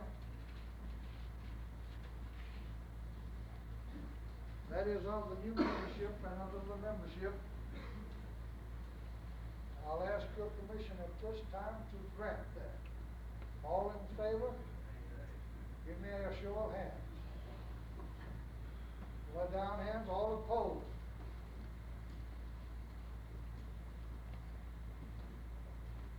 Gentlemen, it has been recommended by the executive board that we accept this as the bylaws relating and regarding our membership. I will state this before I read it. The old 134 and a few of its cronies are working just as hard as they can to secure the uncommitted. Gentlemen, we need some of the uncommitted members too. We need the man who had not made up his mind fully one way or other at the beginning of this time. You know and I know there's some that we will never have. But let's not exclude all for the ones that we would never have. I ask you to listen carefully to the wording of this thing. Give it some deep thought before you express your opinion, and let your opinion be from the head, not the heart. Use your mind. I've got a bad habit of thinking sometimes with my heart instead of with my head, and I don't accomplish my aim sometimes.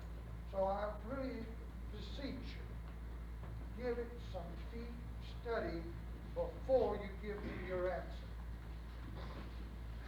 Membership, a section of the bylaws of this organization, as recommended by your executive board. Eligibility. A candidate for membership in the Atlanta Firefighters Union Independent must be a paid member of the Atlanta Fire Department with a rank of captain or lower.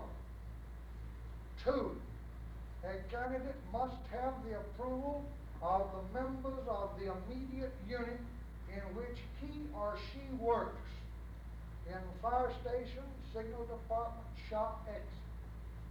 Said members shall constitute the investigating committee on that man or person. Number 3, any candidate must subscribe to the democratic principle that the majority vote shall prevail in all matters pertaining to union activity. 4, candidates must disaffiliate from any other firefighters union or other body which would have interest in conflict with this organization. 5, any candidate who was employed by the Atlanta Fire Department on June the 1st, 1966 shall pay an initiation fee of an amount that would equal to $5 per month retroactive to that date. B of that same paragraph 5. A candidate employed by the Atlanta Fire Department after June the 1st, 1966 may join within 30 days by paying 1 month's dues. C under 5. A candidate employed after June the 1st, 1966 who does not join within the 30 days after employment must pay a sum equal to $5 a month for each month he or she has worked not to exceed $25. 6, each candidate must attest to this obligation. And this is the obligation they suggest. I, in your name in full, do hereby and hereon most solemnly and sincerely promise and swear or affirm that I will support the Constitution and bylaws of the Atlanta Firefighters Union Independent and the majority vote on any issue affecting the welfare of the union. That I will not at any time work against the union in any way that will be detrimental to its cause. I further promise that I will not mistreat a brother union member who is working for the best interest of the union, nor will I fraternize with any avowed or definitely anti-union non-member.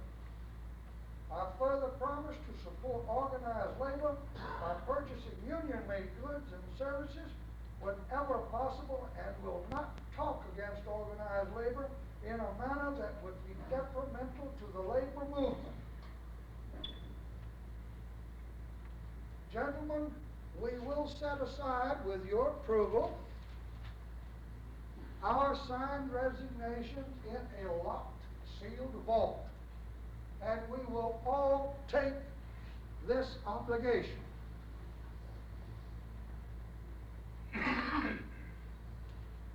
Let me finish, please.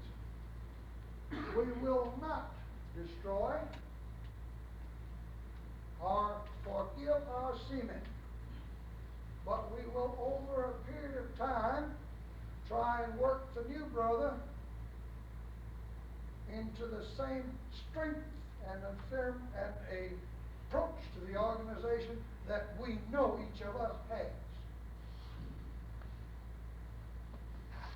I will now ask you to take about 5 minutes, talk this over among yourselves.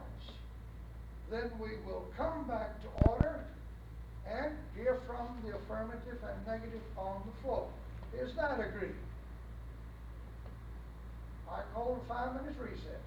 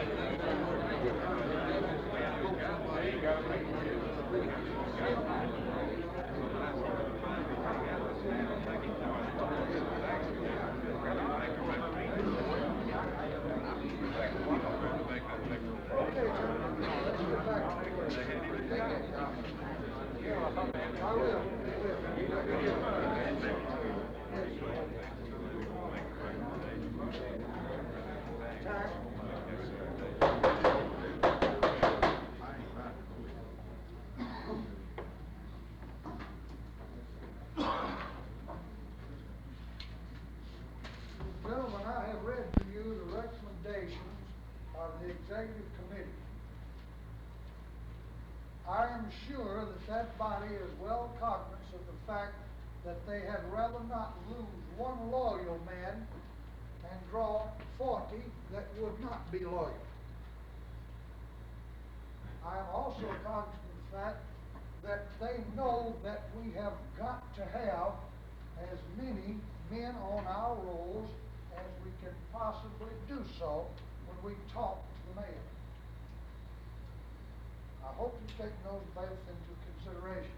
And I now ask for opinions and statements from the floor. Yes, sir. Please stand and give me your name, sir. Bill Smith, I make a motion that go through the adopt. Second that motion. Oh, wait a minute, I'll have to have your name and I've got the motion. Now, I want the second in a name, please, so it can go on. Second. Give me your name and stand, please. Jack Harris, station number 11. And that is a second. Discussion, gentlemen. Please. Harry, station 10, I think on these new meetings, they ought to have about a 2-month free ride on that view. I believe, rather than just take it off when they first come on the fire department, start, maybe not give them 2 months to make up their mind and then from that 2 months. We have given them 30 days. You would like to amend it to 60 days? Would you make that in a form of a motion, please? Do I have a second to the man's motion? No, for the house. Beg All right, pardon? motion for the house with that then. He has an amendment to that section of the motion, which you want me to take this down section by section? It might be good idea. Do you want it? Beg pardon?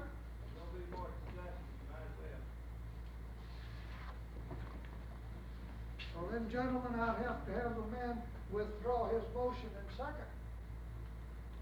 I was wrong, man.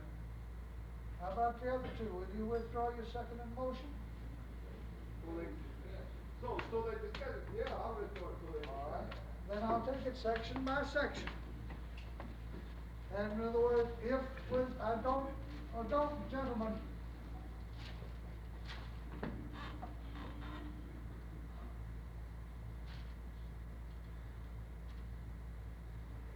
I have no other choice.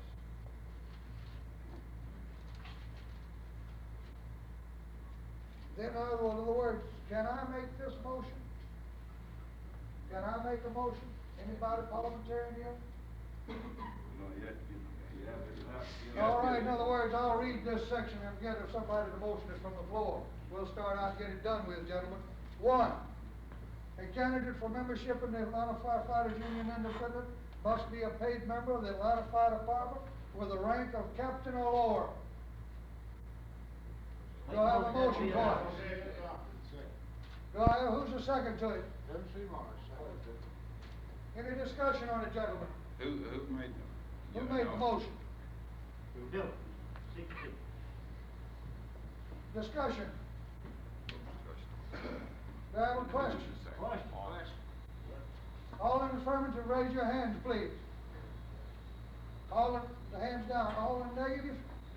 The motion is carried on section 1. Section 2. A candidate must have the approval of the members of the immediate unit in which he or she works, in a fire station, signal department, shop, X. Said members shall constitute the investigating committee of that person. Do I have a motion for that one? Oh, you have to come. Beneke seconds. Any discussion, gentlemen? Yes, sir. Captain, does that have to be the majority of the men in the station themselves, or does the applicants have to be signed for a certain number of men?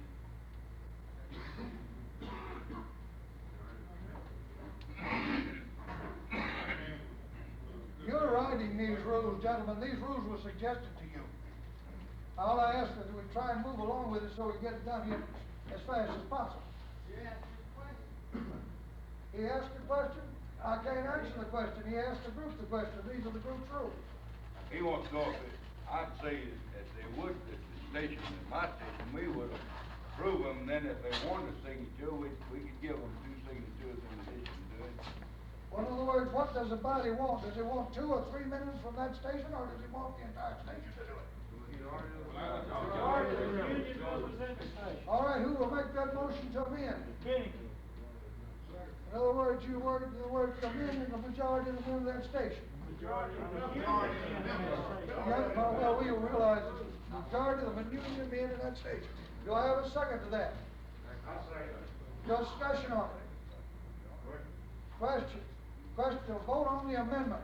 To amend that, it would be a majority of the union members in that station. All in favor? Down hands, all opposed? The amendment is carried. Now the motion. The original motion. Question? All right, is there any question on it? Any debate? Yes, sir. I believe we're getting right back to where we were from the start when the advisory executive committee come up with this thing for us to adopt.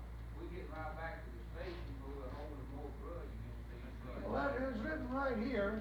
In other words, that is the original motion from the executive convention that been put out of the station. Majority of men in the house, I know how it is, I got some out there, I was gonna go home and man for hell pretty much. But we're getting right back, the advisory committee and the lawyer and everybody got out on these trying to tell us how important it is to get these members. Now we're getting right back to the same thing, we're putting it right back on the housing vote. I say maybe an application from a man in a house should have 2 of the men in the house to sign it, so that, in all of those, it's always been that way, where the 2 men had to sign the application. 2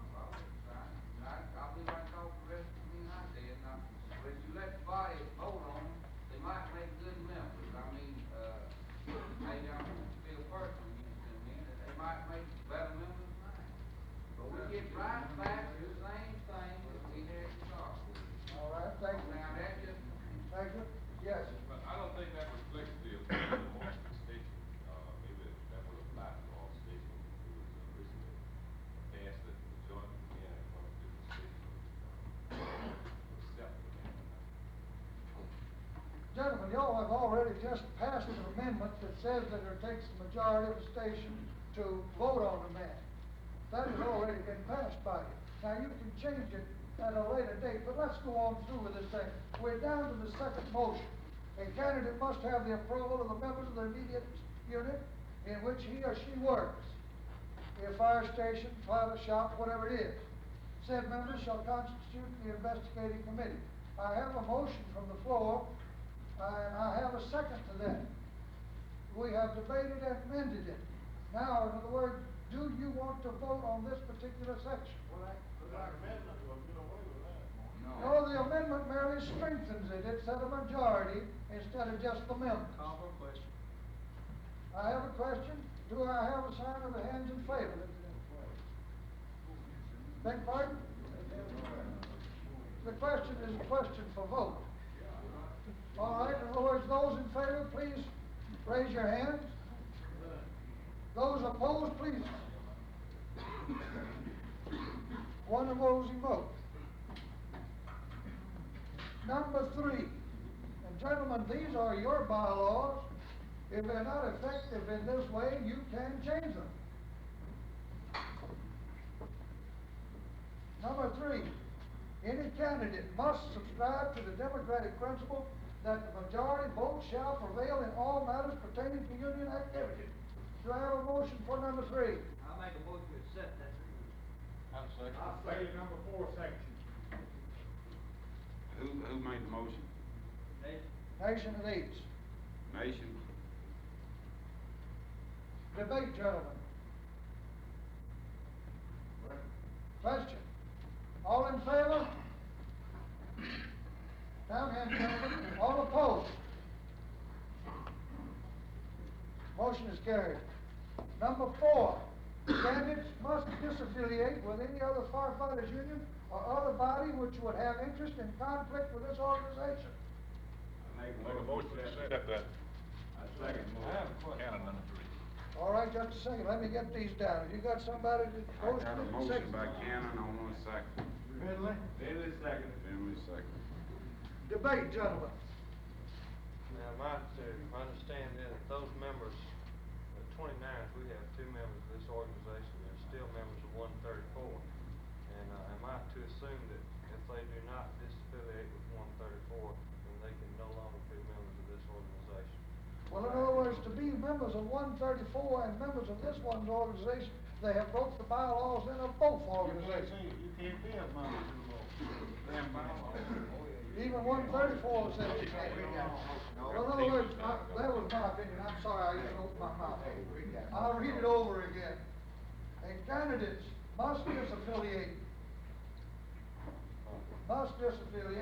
from any other firefighters union or other body which would have interest in conflict with this organization. And we are now in the debate period on that one, gentlemen.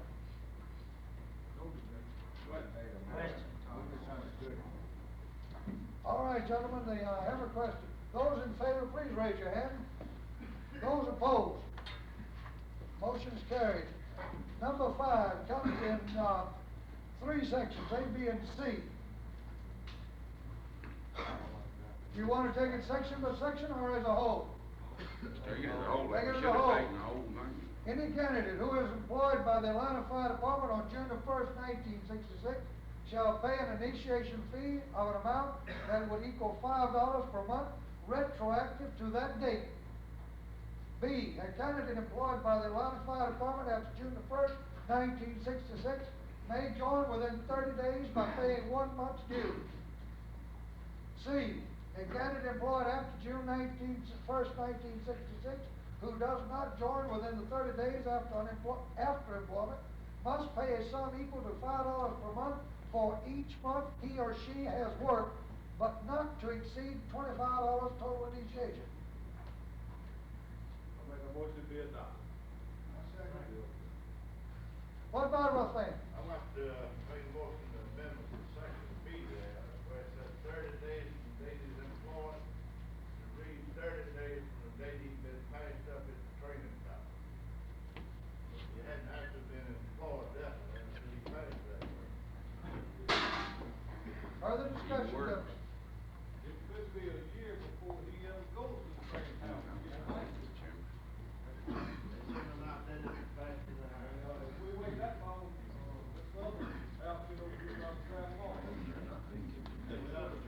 May I make one point, gentlemen? We are refunding the money to those that flunk out.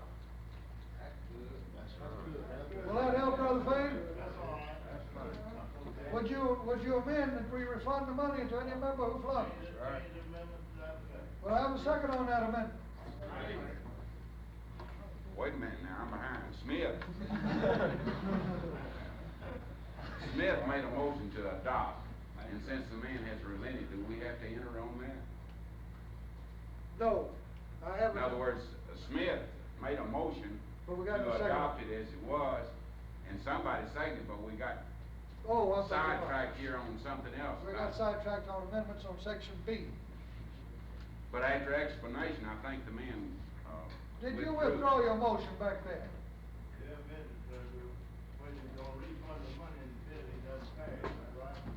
Well, in other words, how would you word that, Captain Stanley? Would you make a motion to recover that section? All right. That ain't a motion. All right. In other words, may I add two words in here then, gentlemen, and read it to you this way. B, a candidate employed by the Atlanta Fire Department after June the 1st, 1966 may join within 30 days by paying once month's due. If he, I'm going to add for two words, if he flunks the school, it'll be refunded. Okay, how you say it, that's all right.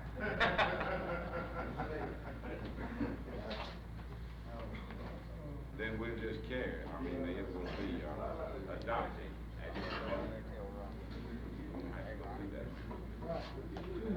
All right, gentlemen, it's on the paper. All right? Any further debate on that section? Question. All in favor? Raise your hands, gentlemen. Down hands, all opposed? Number 6, each candidate must test to the obligation. And I have read the obligation to you. You want me to read it again? Yeah. All right. I, in his name, do hereby and hereon most solemnly and sincerely promise and swear or affirm that I will support the Constitution and bylaws of the Atlanta Firefighters Union Independent and the majority vote on any issue affecting the welfare of the union. That I will not at any time work against the union in any way that will be detrimental to its cause. I further promise that I will not mistreat a brother union member who is working for the best interests of the union, nor will I fraternize with any avowed or definitely anti-union non-member. I further promise to support organized labor by purchasing union-made goods and services wherever possible, and will not talk against organized labor in any manner that would be detrimental to the labor movement. Yes, sir. Fine, gratification. What? Fine, gratification. Brother, I haven't got a dictionary, but my terminology is being I trained. asked yours, I didn't ask the question. I didn't write this thing. A lawyer wrote it. But fraternization in the German term, in other words, if you got friendly with one of the German girls, you were fraternizing with them. Well, I don't plan to do it the same method. I love it. Go ahead, I'm listening, sir. I just want to define, some people have their own methods on this, and I want to understand that I don't appreciate what the other people are doing at the present time, or whenever this thing happens and all that. However, I think it's,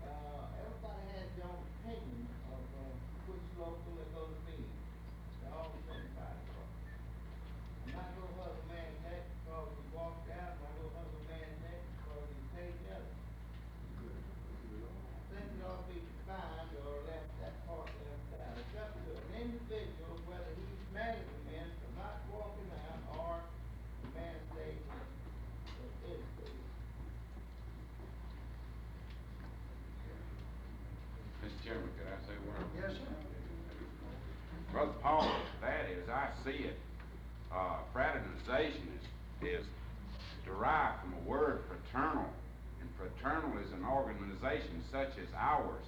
Therefore, when you fraternize with a man, it's with an idea in mind, as we are here bound in a fraternal organization to help and assist our brother fireman. Now then, as far as speaking to that man, there would be no fraternization. In fact, a non-union member, you could speak to that man, you could confine yourself to the business at hand by attempting, if the occasion so presented itself, to where you could that you could make known that if he was a desirable member of the Atlanta Fire Department, then you could, it would be your duty, I think, to show him that he is needed.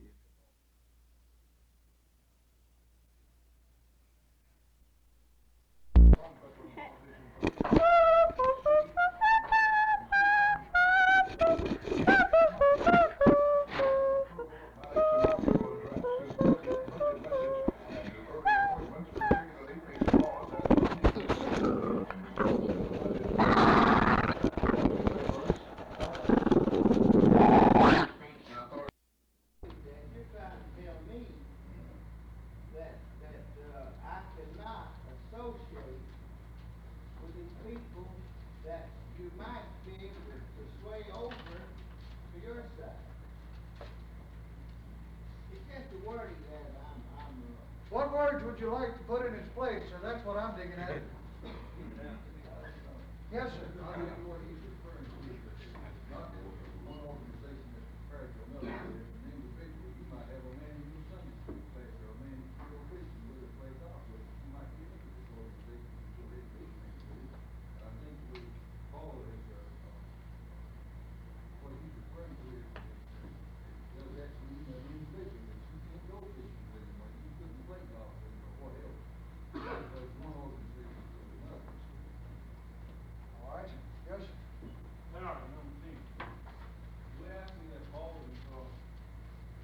Talking union business to this man and all this. I mean, that's what I get out of it.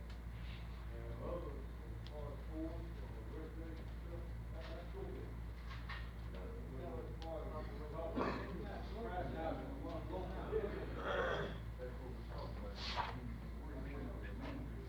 Change that word to intercourse, it all means the same. Hey, Mark? Just don't fuck around with it or you can't fuck. Understand? No, Paul, in other words, like another friend, I appreciate your concern, and that's what we're here for. The reason that the board used that word there is we had in the past 2 weeks indication or information of the worm beginning to come out from under the rock. They're trying to eat up some of these boys, these worms that are coming out from under these rocks, and beginning to say, will you walk again if I promote you? Yeah. If you do walk again, you don't get it promoted. Don't want it wrong. Now, that was put in there by, for that particular reason. Now, I will admit that word possibly could be deleted. However, it was put in there for this simple reason. All of you can see some of the complaints that begin to come into this organization, and you will hear them and see them once they are passed on by the grievance committee. There's people that's trying to undermine us, man. And the only way they can undermine us is get to a boy, the young fella in this organization that's come along, and he's in line for something. I tell you, my opinion, let's quit running this thing like a sewing circle and get on to labor organization. Let's run this thing like a labor organization. A man don't think like we do on labor.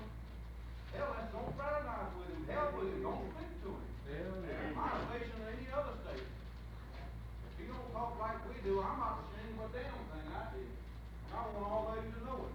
And the thing's coming up here now trying to make us act like we've done something terribly wrong because we tried to fail the fire department and all the working conditions. And this thing, if we had just left a meeting like that with a particular station, and maybe that's the reason it was in there. This executive board is not perfect by any any meeting. None of us And are. that's the reason we're voting on it today. If you want the word to leave, you put something in there, better, we're for it. But the worms are coming out, man, they're easing out. I had to come all the way back from the lake today to fill out a damn payroll because I failed to put 14 days beside a man's name. I had to make the damn thing all over, type it all over, and carry it back up out of the office, just because I didn't do it. Now, there's 100 men trying to make it hard for 600 men. And if we bring all these men into this organization and finally get us to working like an organization, then these men that don't see eye to eye on labor, now this is only pertaining to labor. If they don't see eye to eye on us, on this labor or this body, then I say, do not fraternize with them. Amen. Further discussion, gentlemen? Further discussion, gentlemen? Yes, sir, Mr. Finley? I'd like to speak on an experience. I have a brother-in-law that was out on strike. He like to lost both jobs because of it. The scabs went in, he went out. They went down there and they went back on the job. They didn't talk to the scabs. They excluded them from everything. The scabs left. They stayed. He's got a regular job. Now these people, we're giving them plenty of time to come into the independent. They're taking longer. There's a time limit set in this thing. If we don't get them, we don't need them. We can't get them. So I say don't fraternize with them after this limited date is set on. You know where they stand. And it's gonna hurt where you've had old friends, but they're not helping you, they're not working for you, and they didn't help you by staying in. If they all came out, we would have been out about 10 minutes and about 2.5 days. So I say adopt this rule as a part of the bylaw, then live with it. Thank you. Gentlemen, I have not had the motion to adopt this yet. Who made the motion? Make the motion, I want the man's name, please stand, give me your name. We're still in the debate period, gentlemen. Yes, Mr. Chairman, where I sit, these people should be seeing us out. I hold on with Kevin standing there, that we've got to be ashamed of. We got a hell of a lot to be proud of, right? Please, If we went to gentlemen, please. 134, we already know that they ain't gonna be satisfied very long. That's why we were here, we wasn't satisfied. So I don't think that we need to beg these people.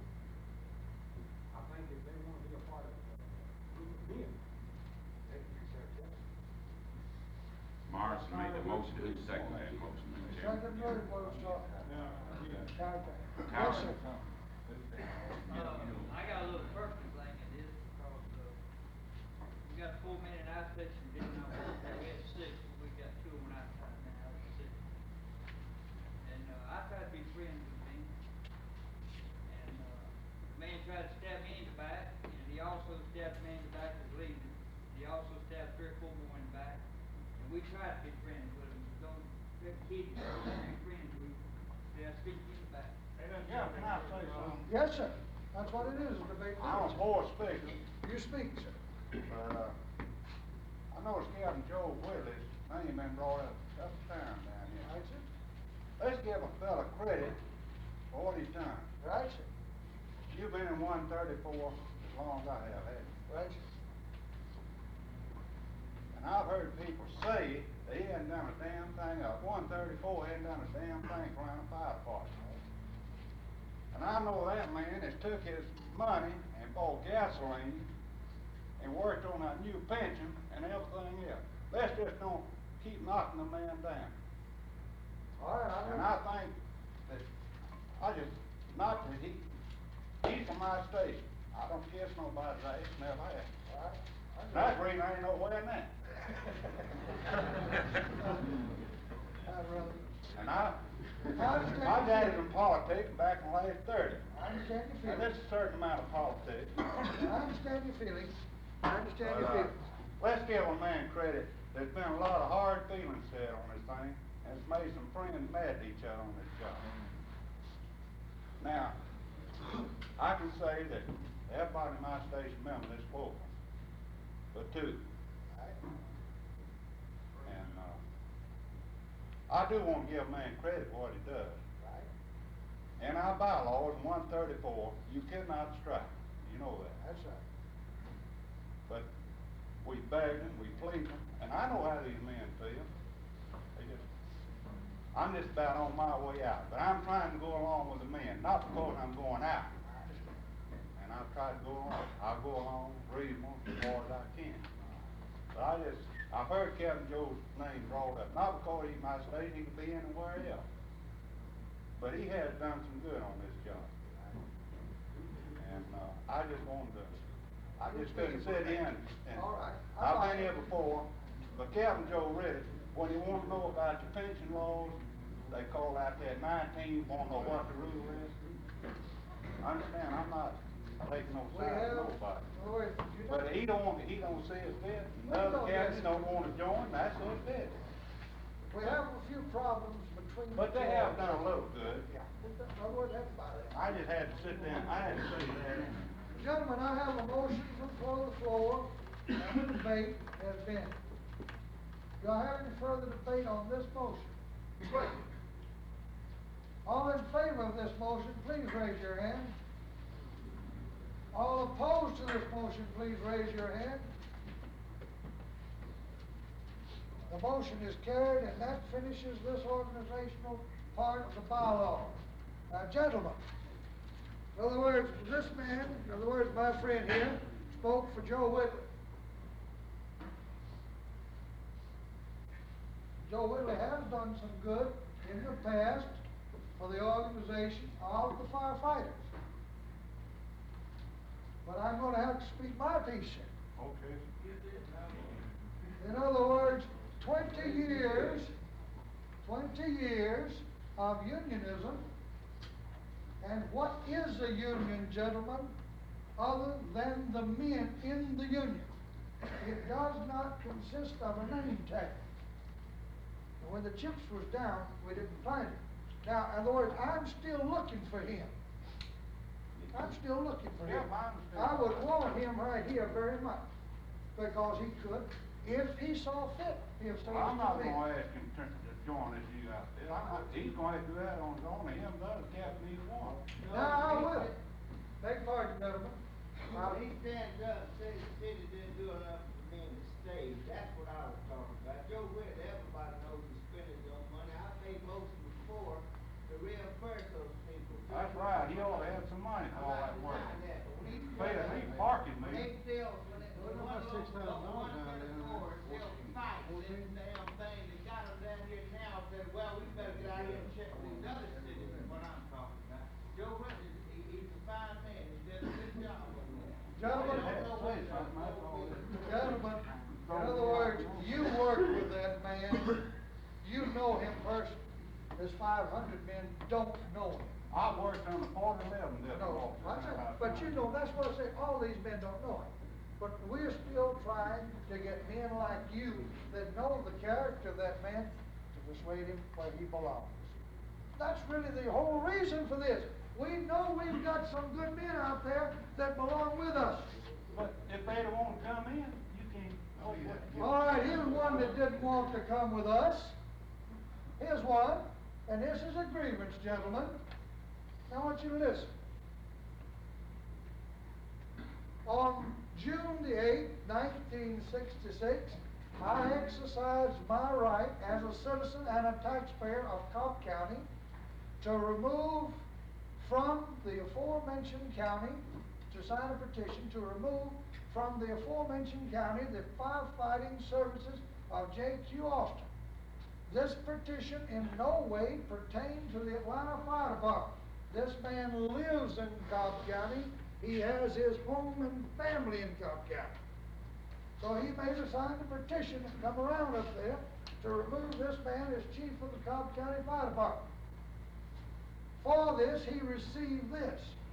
On the morning of June the 30th, 1966, the 2nd Battalion Chief was called to Number Station number 27 to settle a misunderstanding between Private Robert L. Holcomb and Sergeant J.Q. Austin.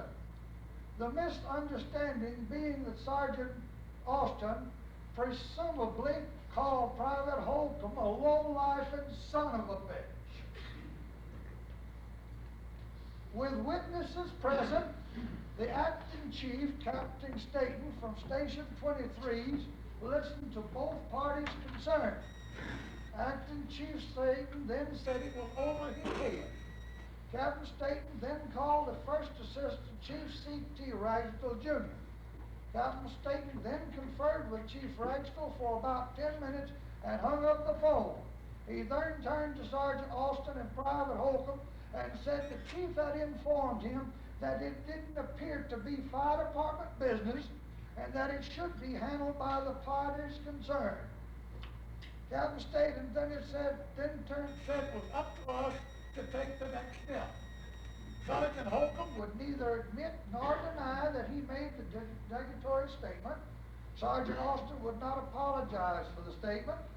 The chief's aide, Lieutenant C.H. Ellis, during the discussion between Holcomb, Sergeant Austin, and Captain Staton, brought up to the point as to why I had signed the petition. Reason being stated at the beginning of this letter. It was immediately apparent that Lieutenant Ellis was trying to make the issue a friction between union and non-union personnel. This is signed by Robert L. Holcomb. The undersigned are statements and are witnesses to the negatory statement mentioned above. And there's 4 men that witnessed him being called a lowlife and son of a bitch in the station by an officer. I'll say right there. That's only one, isn't it? There is only one, gentlemen. I got him stashed. We got him, colored boy, number 8. Butthead. He's called for military service. He goes to the office. They shuffle the papers in front of him. Let him sign his resignation. It knocks him out of 20 days vacation, 14 days military leave, and 5 holidays. And he hasn't got a job when he comes back. You don't know. The man is ready for promotion to a driver's job. He's been there the longest. He's been driving the longest. The captain, he goes up and asks the captain for the job. Captain says, well, you remember the union? Man tells him yes. Said, did you strike? He says, I would. I was on vacation. Said, if I give you this job, will you strike? Man tells him, hell yes, I will. You follow the captain. He not only done that for that man, he done it to 3 more in station.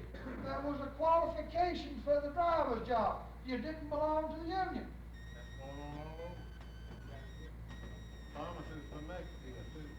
All right, gentlemen. In other words, how long is this shit going to go on before it gets under your hide? I tell you, you're not supposed to talk unionism in the station. But there's one man who walked from this hall and walked back to station number 1. And every time Captain Drummond sees him, he's talking. Talking 134. And what the hell has Captain Drummond ever done for 134? What the hell has he ever done for the fire department? What the hell has he ever done to anybody here? Bless him all.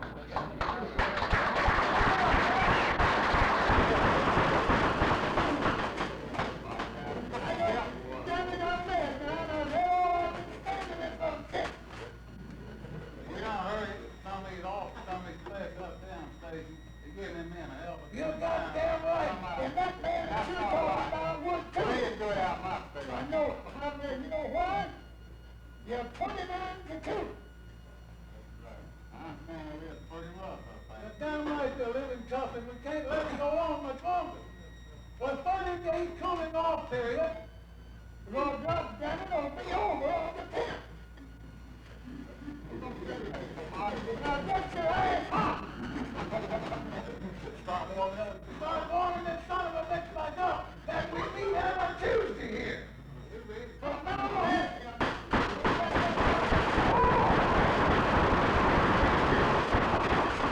And I want to tell you this much. We are not going to let down on this son of a bitch. We're going to give absolute support to every man here.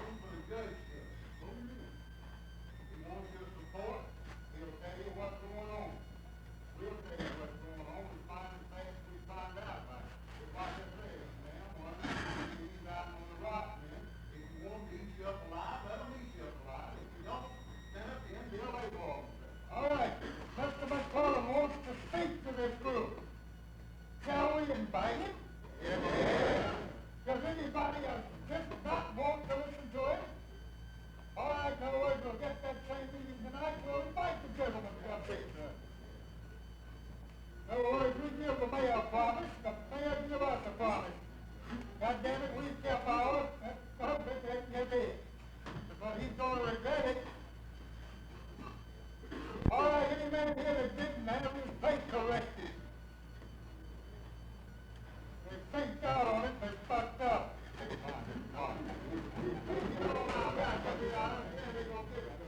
going to it.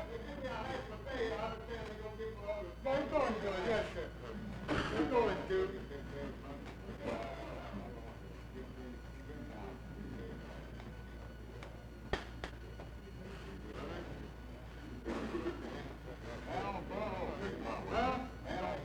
Man on the floor, make it out there. There's something in law in my mind that may have been discussed at a meeting that I didn't attend. I'd like to know flatly what we're going after. I mean, it's money, and what we would accept.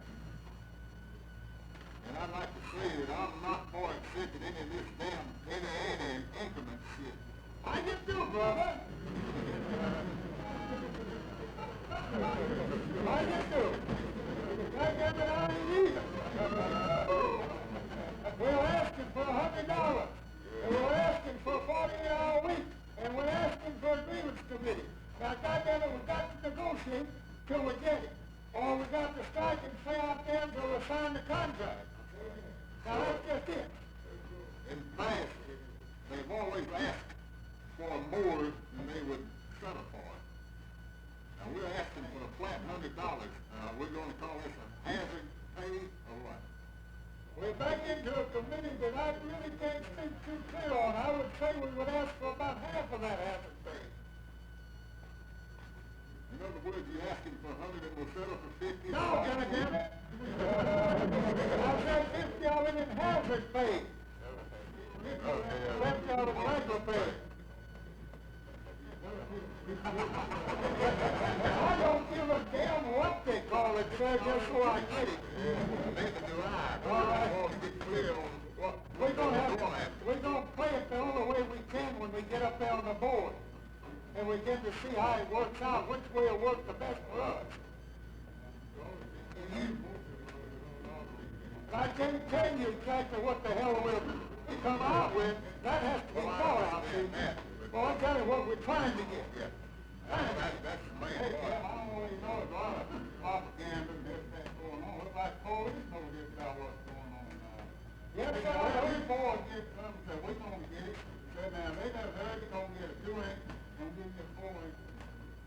Gonna get about a 2-step rating and all that kind of thing. How long you been to the fire department? A long time. God damn it, I have too. I hear more shit than a law out. He said, brother, said, you bound to get it, so we gonna get it. Well, say that I don't get it, y'all all on the ass all these damn years. They also know that you didn't know, I guess, that 20 policemen quit last month, and you also had 13 firemen quit last month. Yeah, same thing, Will. But they can't even 3 of those men get together and talk. They have the chance of being fired. And you have it. Yes, sir. I just want to mention about that fire before you. I got the rule book down, I don't know where it said that, they didn't tell me when they had to see that, It's not the truth, sir. he's gonna get his face in, they said they owed him, so he did. Yes, sir. They do. That's Now, I want to give a question straight out of my mind, and it's simple. They say who's getting raised, more so now, I get more. I'm not worth more when it comes to raise than that first year man. Why can't they say $50 straight across the board, that's captain, chief, driver, fireman, and You're making me say something I shouldn't say, but goddamn it, it's all due to an old freak.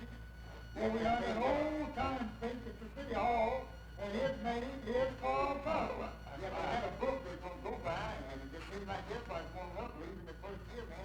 That's exactly what it was in Kent was for, sir. When we go to the grocery store, they don't charge In other words, he put in his face that I'm a no-good son of a bitch and bum, and as far as I'm concerned, sir, he's right in the same category with me. He's been riding on a damn night $15,000 job, doing nothing. I think, boy, no, how about the department here? Like, the fire department, police department. on goddamn little step raise. They got an automatic raise for 1,000.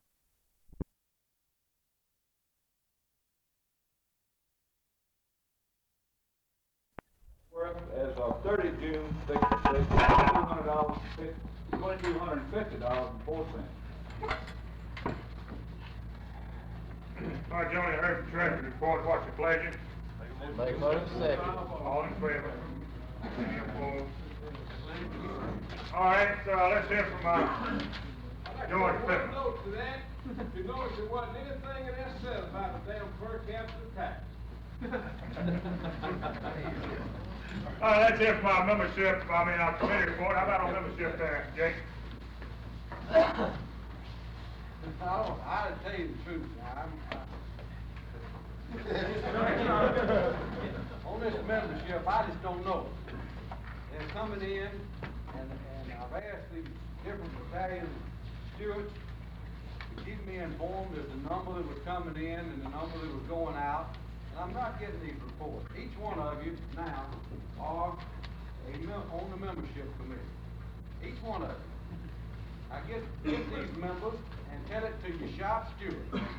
Your shop steward in turn gives that information to your battalion shop steward, and he in turn is supposed to call me on it, so I won't get so many calls. Now that we've got an office set up down there, next week or so, you can be bringing that stuff in. We'll probably have an office and the phone will be my office all the time. Your membership, let's just let it go as paid members and right now, because it's been a little hectic here. They've been coming and they've been going and they've been more.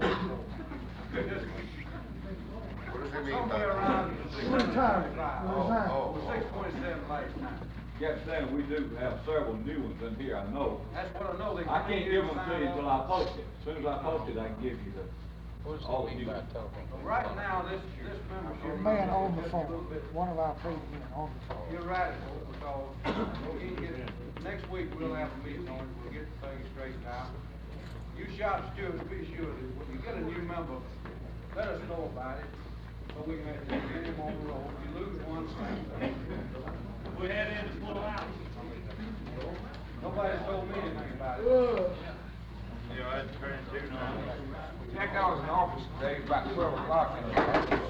The Charlotte News had called, don't mean a lot, but the Charlotte News had called the office and wanted to know the hours that the men on this job work, plus the starting salary.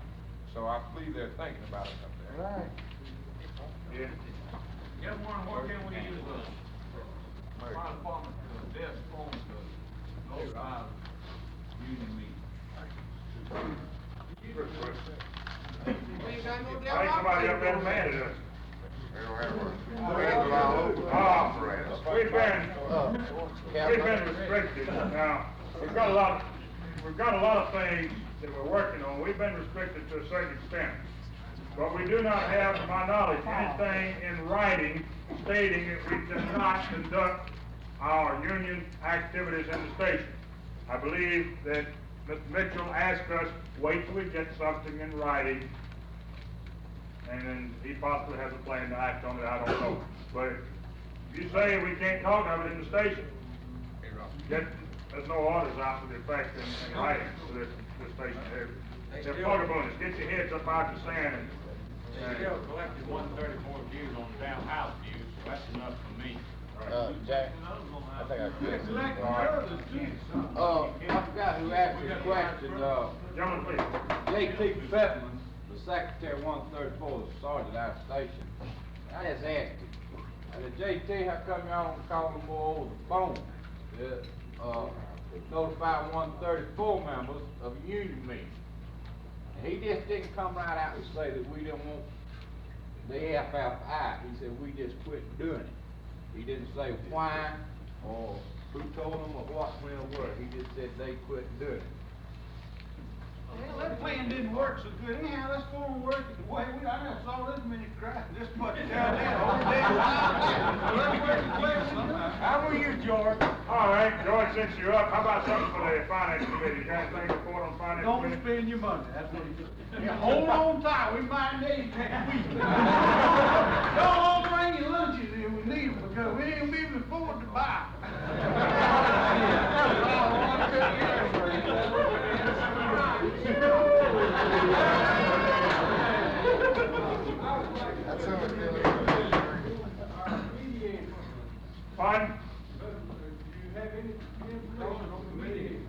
get to it in a minute, George, if you will.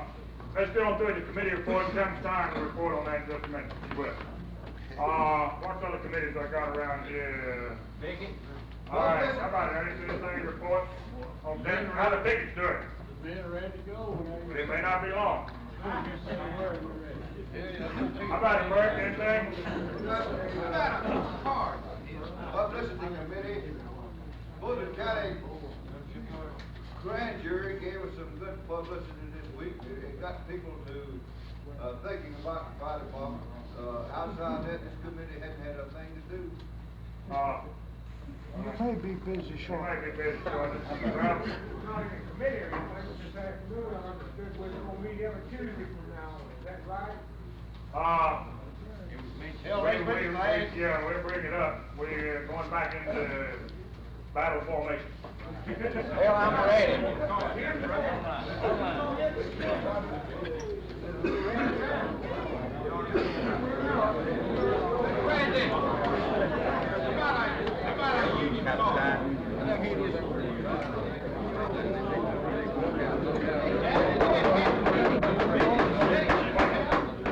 What did you say, George? I didn't We understand. had the reading of the minutes today, so let's kind of know what took place in the past. I read the minutes today, I'll read them again. The only thing they did this afternoon is what we did up until we, finished. They had a roll call and, conducted, a vote on this, membership thing, that's all they did. Yeah? Well, that's all it said. Well, the secretary wasn't here. We had a volunteer secretary, and according to the minutes, mainly it was this membership and general discussion. give you a damn part-time job, you can't keep these books. Who's controlling it? How about the union cards? I told them this afternoon, as soon as they can be printed, I'll deliver them. All right, they're work, they're in the work. First and last call, we'll come again. Right to the union hall. Stand up, Johnson, can't hear you. Too much. God damn it, do you know how long that takes? Well, they got a gym pit in there, where? All right, let's get around with our committees, then we'll bullshit. Don't give me a hard time now. All right, Bill Friendly here on information. No, Bill. Nobody saw public relations, not here. Publication chairman, how about it, George? Publication chairman, board tonight. This little paper here, I only had to come out of my damn head, I'm about to run out. We noticed that.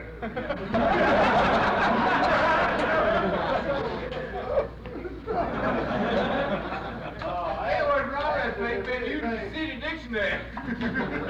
Well, I wrote all this off on city time and city typewriter and all that stuff, so. But anyhow, I asked if anything come up that he was worthy to get it to me. Mr. Stan was sitting or something, and being I had all that, man, I split places. They go, sorry, they get none of that in. All that good stuff. Yeah, I'll get you next time. But if it is anything comes up that helps. It was on special district. You know what I mean, just send it on. Let's work out a special district, Joe. I already know about food. What do you want to say about Gavin Drummond? Well, that's all I can say. I'm with you. All right, let him go. Mike? Yeah, I'm with Stan still. This committee originated while we was on strike. If you work me up a strike, I'll go to work.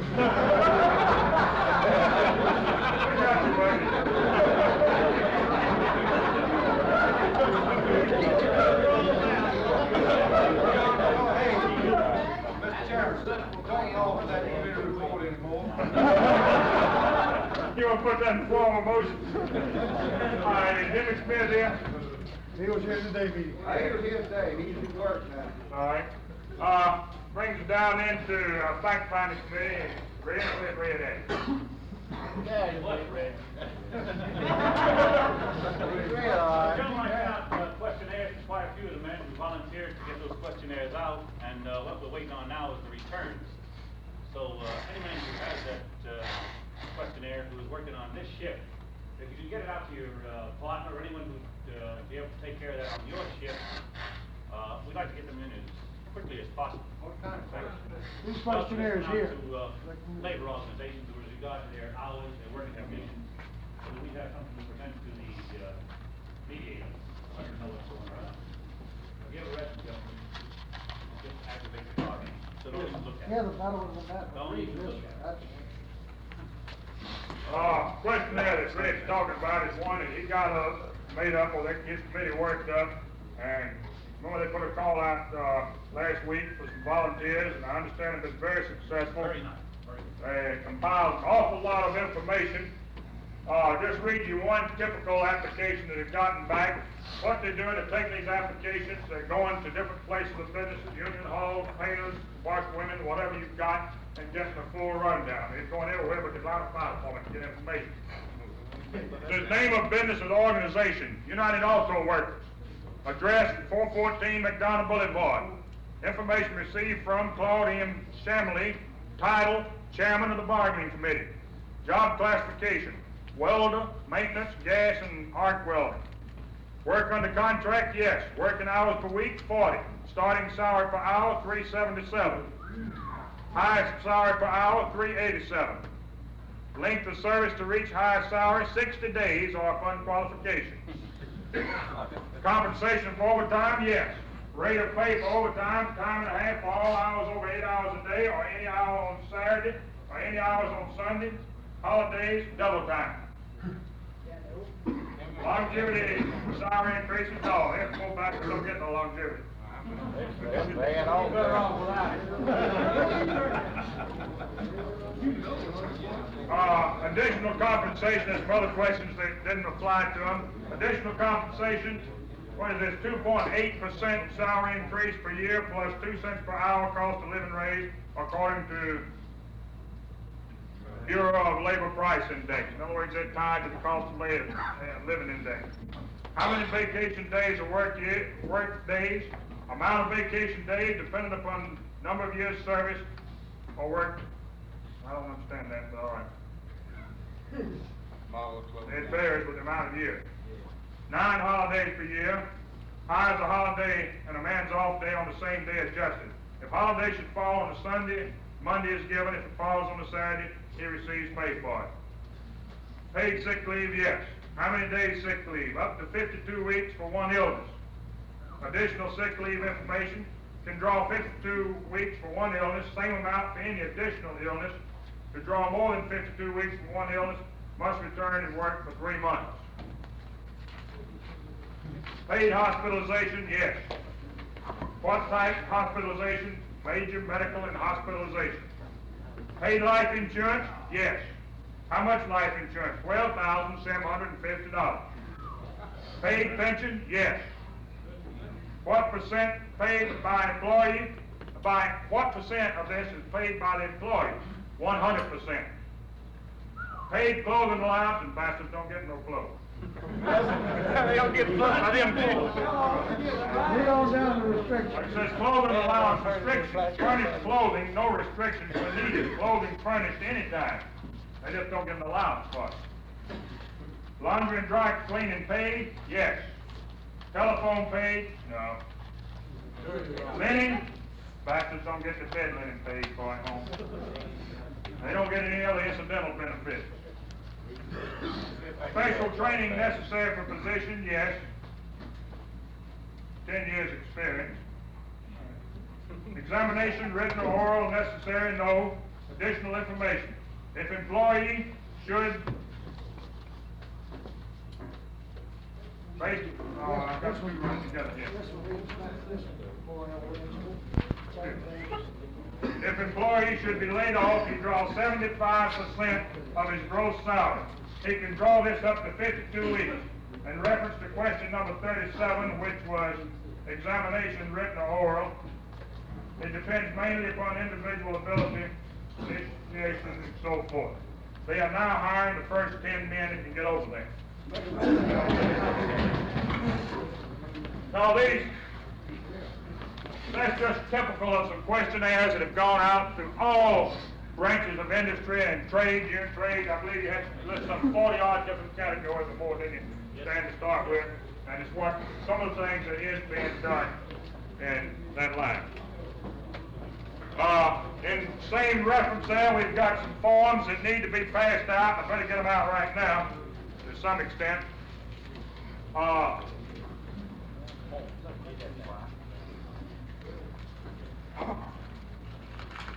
These forms are something we need for our own information. They read that to find out how many men are working extra jobs and how many men are dependent on extra jobs. There's some information that Bob Mitchell has asked us for from time to time. We just guess how many men. We know that 8 or 10 of you are working extra jobs. Some of you are, a few of you, we know. It's just a questionnaire. It's entirely up to you to answer it. We'd like as many of you as you can to fill them out. I don't know how the best way to get them out. Let me just, I'll tell you what, let's see. Let's have, before we leave, let's get a representative from each station to pick up enough for his station. That would be the best, I believe. Yes, Captain. Yes, gentlemen, what about, let the shops do it, or one representative from that station as he comes up there, if you wouldn't mind, to the roll call. Say, what state do you represent, so-and-so, check him off, give him so many slips. Right. Wait just a minute, we'll check, we're gonna check them all. Ray, you suggest we just have a roll call now and call them up? No, at the end of the meeting. At the end of the meeting. All right, at the end of the meeting, as we break up, we'll do that. We'll just roll call and just come by and get enough for your station. What? You just want to get out of there, Bob. All right, what's the next order, Bennett? Let's complete all of our committee reports. Any other committees to be heard from? All right, take it away. Till I'm tired. Hope this ain't a long-winded job.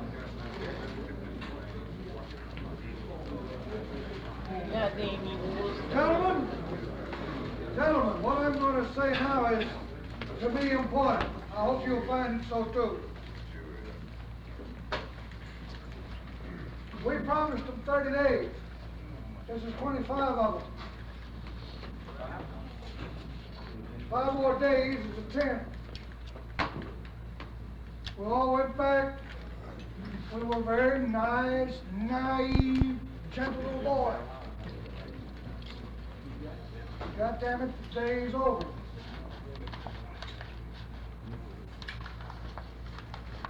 You know what, children, you're men that act like it.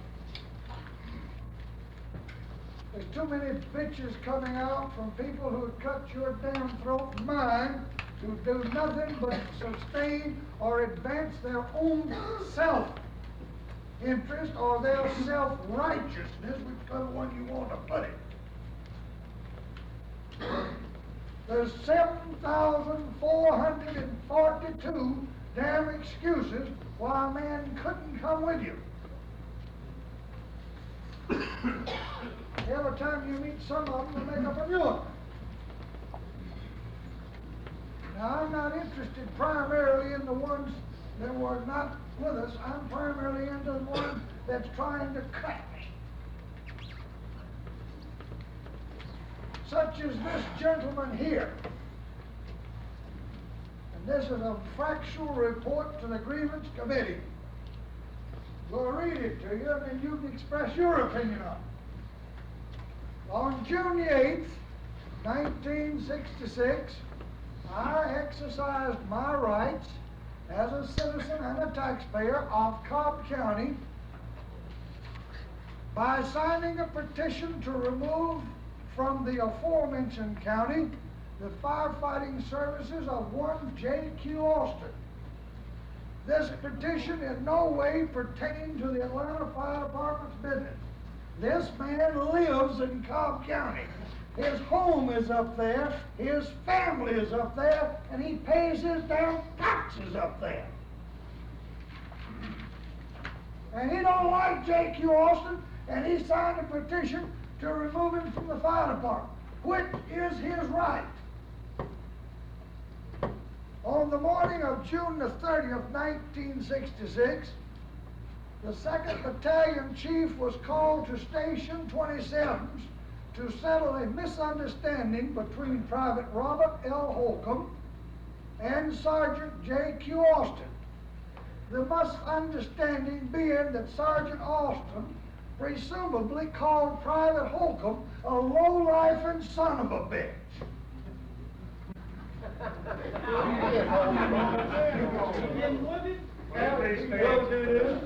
Mr. Holcomb, will you stand up?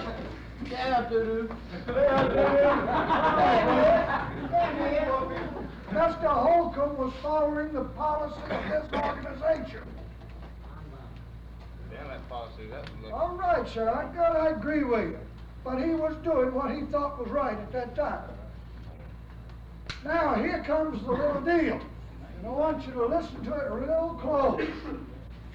With witnesses present, the acting chief, Captain Staton from Station 23's, listened to both parties' concerns. Acting Chief Staton then said it was over his head, and he was a sharpie. That's not a good way to get out of that one. He was scared too. Yeah, Captain Staton then called First Assistant Chief C.T. Ragsdale. Another scab. Captain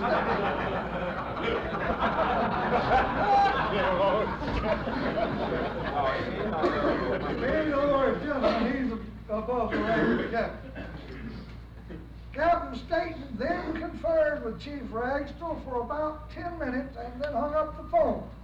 He then turned to Sergeant Alston and Private Holcomb and said that the chief had informed him that it didn't appear to be the fire department's business, and it should be handled by the parties concerned.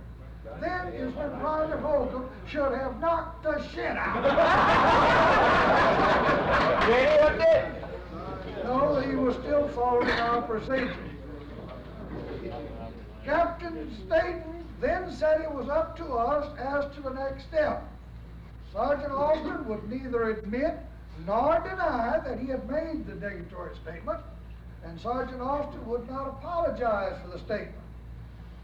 Another little deal at this time, gentlemen. The chief's aide, Lieutenant C.H. Ellis, during the discussion between Holcomb, Sergeant Alston, and Captain Staton, brought up the point as to why he, the Sergeant Staton, had signed the petition.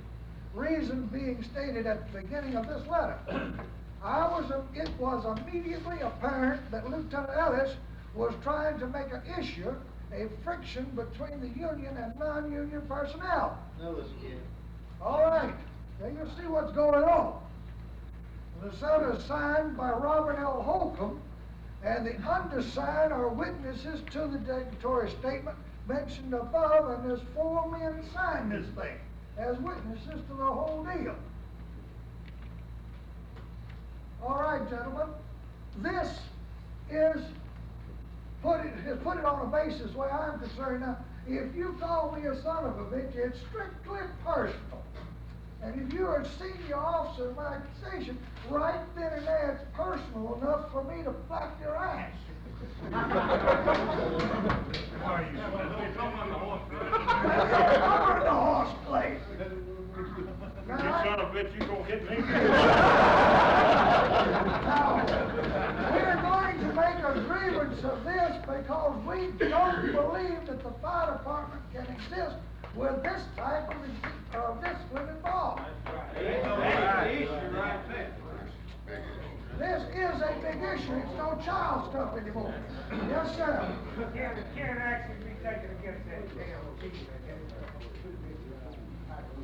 This is the same chief that shuffled the paper so that Whitehead can No, sir, but we can take action against the sergeant. We're not sure.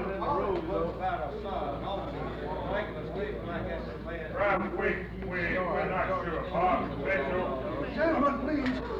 Our attorney, and it should have been brought out, and probably Leonard West give me, let's don't stay because and ask the right question. In fact, our attorney is in Miami, and all his money we paid him, he said, fuck you bastards, and he called down his son. And, so when he gets, all of a sudden he's soaked up, we're gonna bring him back in and ask him what the hell we can do. We don't wanna jump off him, deep in. We think something, if it can be done, it will be done. You gonna clarify that son? Huh? Clarify that son. Yeah, well, all right, if you'll let me have it a minute, I'll clarify that damn son. We lost a counselor and an attorney to the wild blue yonders of Miami Beach this week. And they're down there for one damn purpose. When they return? Get strong. We expect one of them to be back either today or tomorrow. Now, they went down there for one reason. You know the reason, and I know the reason. I received a call from one of those gentlemen Sunday night, I believe it was. He can't talk too much over my telephone or Jack's telephone because we think they're bugs. And he believes it. So he barely made a statement, I think we have good news. Now, I don't know in what form that good news is, but goddammit, I'm waiting to see. Jimmy Hoffa's gonna take over the union. He's gonna be our president. There you go. He's down there. He's down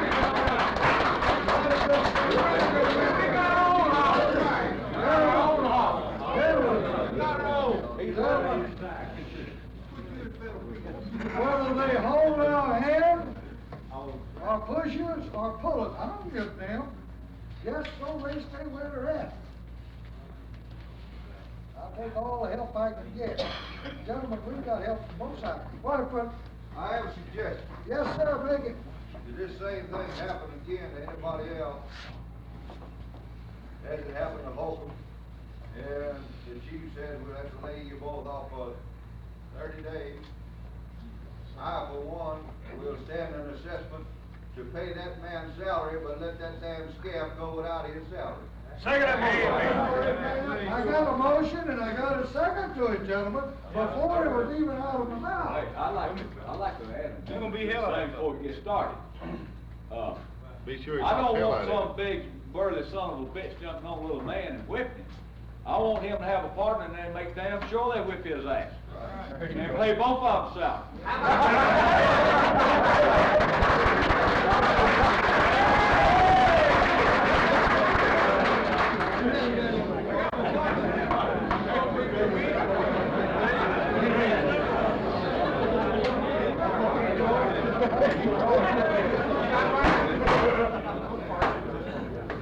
Yes, sir.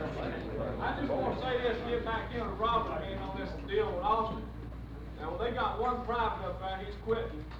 From my understanding, he's not a member of our union, and as far as I know, he's not a member of 134.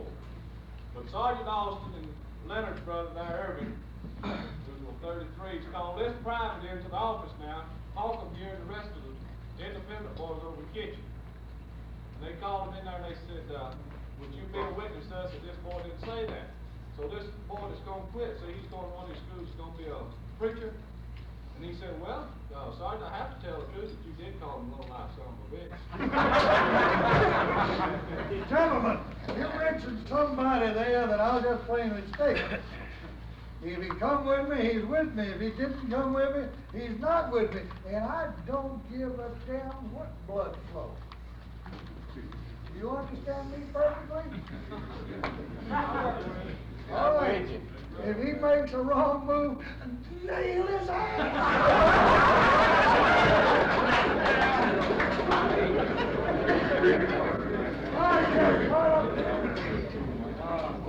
Still come up with Austin and Holcomb here. Chief Ragland says that if you heard any more of this damn shit, not in that kind of words, though, if you heard any more out of it, he's gonna lay both of them off and have them for the board. Well, why can't Holcomb go ahead and get some started? Say, well, Chief, I want you to go ahead and lay us both off. You can get it done tonight or tomorrow if you want to. And we pay this boy a salary and let him lay that goddamn scab off. Goddamn. So we're gonna do it.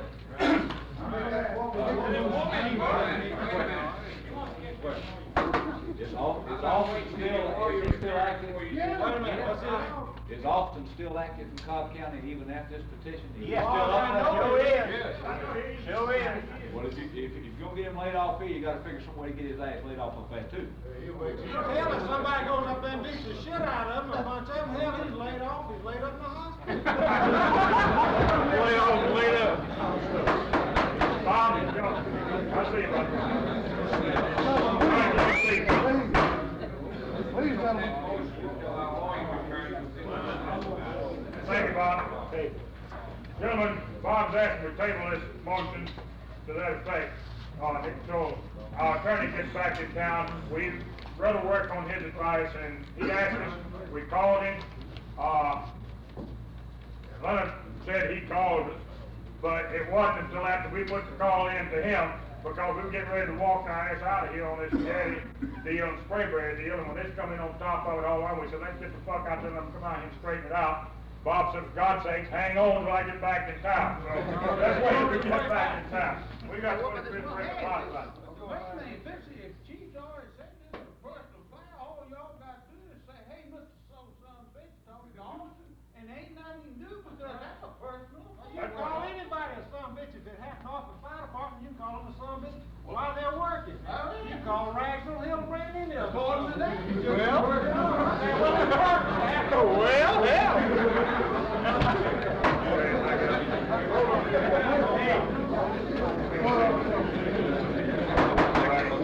Alright, let's make it legal. All in favor of tabling this action until our attorney gets back in town, please signify.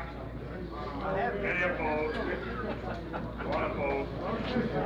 You got a question? All right, gentlemen. I got a question. All right, the mediator. We went to Judge Gaines. He was our choice. Judge Smith. Judge Smith. He was our choice. So both the lawyers went up to him. He said, gentlemen, I'll be glad to serve, but in my judicial capacity, I'll listen to both sides, and then I won't render a decision. You didn't kiss your butt? Well, goddamn, we're right back where we started with. What the fuck do we need with him? Right. So we turned him down. Now, to the day they approached Professor Harrison, or Dr. Harrison, whatever it is, president of Georgia Tech, Mr. Fink was acting in the capacity of a Smith. Dr. Harrison said that he would serve, but would have to get permission from the Board of Regents. We won't know the answer to that for 2 days. At the end of 2 days, we've only got 2 more left to the 10. Gentlemen, you think, in other words, I know that a lot of you think that something, in other words, that we sit down. There has been a lot of footwork going on. There has been at least 10 meetings between the lawyers. And we get the impression that Mr. Bowden wants to get something done too. After they got to the Hartsfield and Hoffa deal, I think them been too good they myself. wouldn't been 2 bitches. They would have had a good time. But after they got through that, they got down to more decent type people. I don't say that Professor Harrison is our perfect choice, but he at least is a man of high position and open to public criticism if he goes too far out on a limb. Right? You remember it says it's not binding on the city? God damn it, it ain't binding on us either. We don't like it. All right, John, what do we do with a mediator? We know what we want.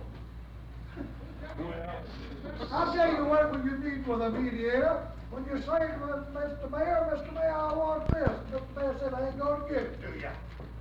Walk out. That mediator gonna make it get? He might make it a little bit stronger on the public opinion and give the mayor a way out to give it to you decent. Open the back door for it. Open the back door for it. It's what you call saving face. How long are we gonna wait? Have I just been telling you? Well, I won't know he gonna walk out that morning. No, now, gentlemen. Let's do it on my own. Gentlemen, we are trying to turn the motor back on. Do you understand what I'm talking about? Well, he never quit running. I understand, but you had your clutch slipped. No, I didn't either. No, we ain't. We just waiting on the line to jump. All right, I don't see a full hall here tonight. I want to see it full hall here next meeting night. Sure. Next Tuesday. Next Tuesday. 8 a.m.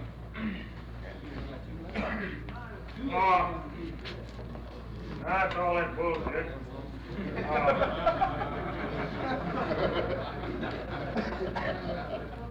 By the way, I warned him about talking so much about what's going on. Yeah, we've done a lot of talking.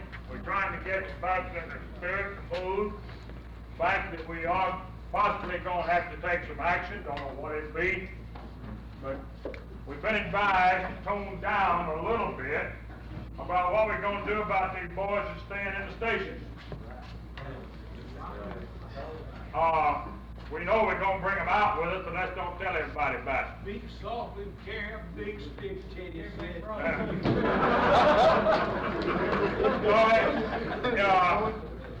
I mean, word's been getting back. You made your point.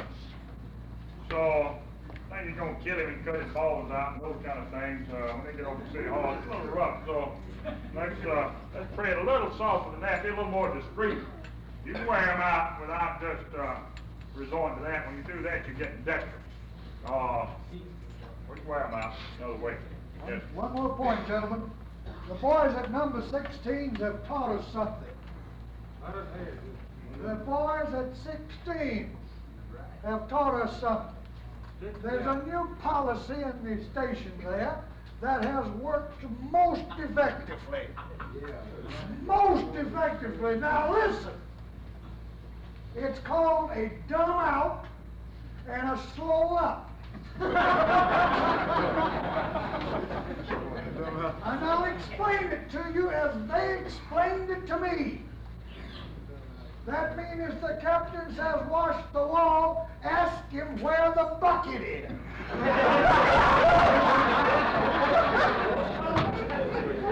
When he shows you the bucket, ask him where the soap is. When he shows you the soap, ask him how much to put in. When he shows you the soap and you got it in the bucket, let him turn on the faucet for you. Then ask him where the wall is. Then show you the wall that you want. And then take your own sweet time washing it. Take a week. He can't do nothing but holler.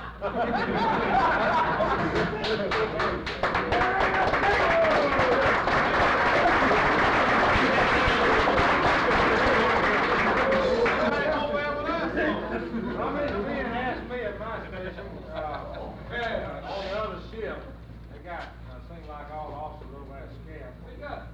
And, they wanted to know about, how long they had for lunch. I said, goddamn, I said, take as long as you want to, the way you've been doing. I said, if he calls the chief, I said, goddamn, let him call the chief. Let him call the next goddamn day. Keep on the way that goddamn chief out, he's gonna be proud of that. Where is that? I see. I want to say, I haven't had that trouble out there. You won't. Hey. Gentlemen, it was told to me this way, that at certain one fire, that same crew now, the chief says, what the hell's wrong with them? They won't go in there. The next 3 days, he has another one. God damn it, they're carrying him in now. What's wrong with him? Then it dawns on them, what's wrong with him? There's a different officer in charge. They get the message pretty damn quick that way.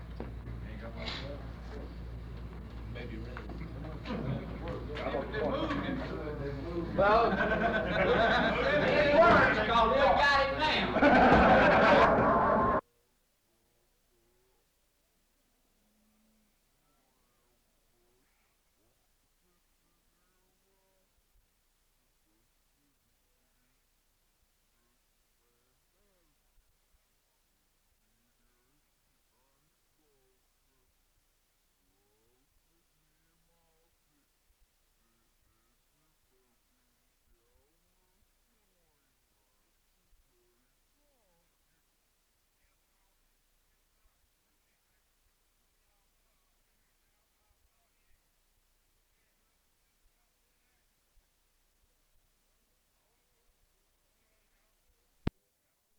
Keep them guessing. We are, and we also we got 6 of them. We also, and that's 3 members of my station, right? We don't have a goddamn thing to do with them. They had a lieutenant and a sergeant in the office. Will you talk to these men to talk to us? The lieutenant and sergeant told me, y'all made your bed, now lay it. That's the 21 that y'all may have heard about, I don't know. You got a sergeant over there refused to come to my station. Which one is that? Sergeant Benford. He's been put on the 21, manpower 21, 21, not 29. Where is it? 21. What are you, 21? 29. Sergeant Benford's been put on our manpower twice to come to our station. And something's changed and he don't come over there anymore. All right, I believe the rest of it get the message. It'll work. And as far as we're concerned, it's what we're gonna have to do. We're gonna have to get up and wiggle our toes a little bit. We outnumber them, hell, I think we got it made. Hell, we ought to have. We break by being nice to them, now they've turned on us. We got these scabs setting watches for us.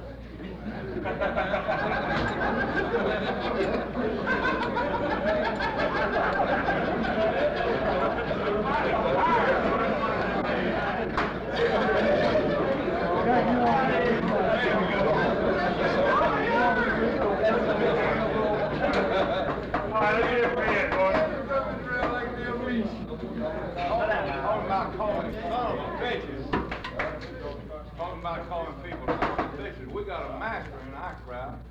At one time I was at #1.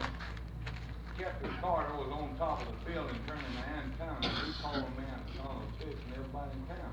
You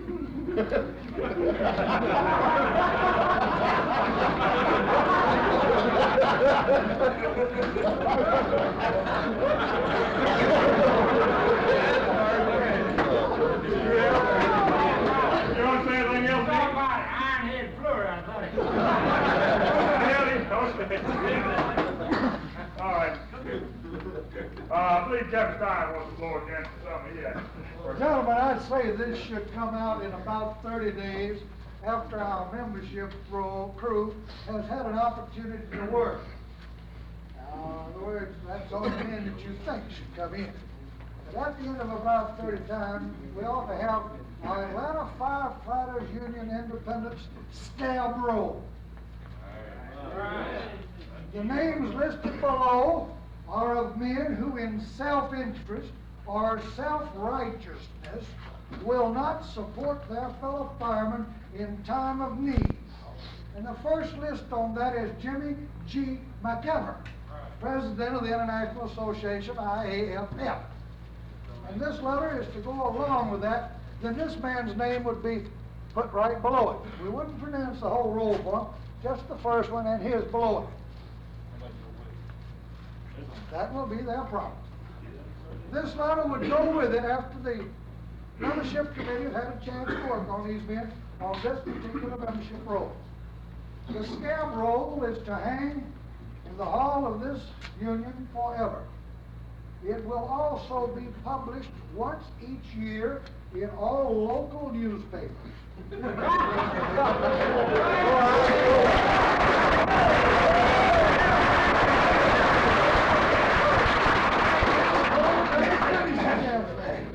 Says a trust fund will be set up for this purpose, and no matter what comes, it will be published. And the letter goes on in this form. Think, think, think.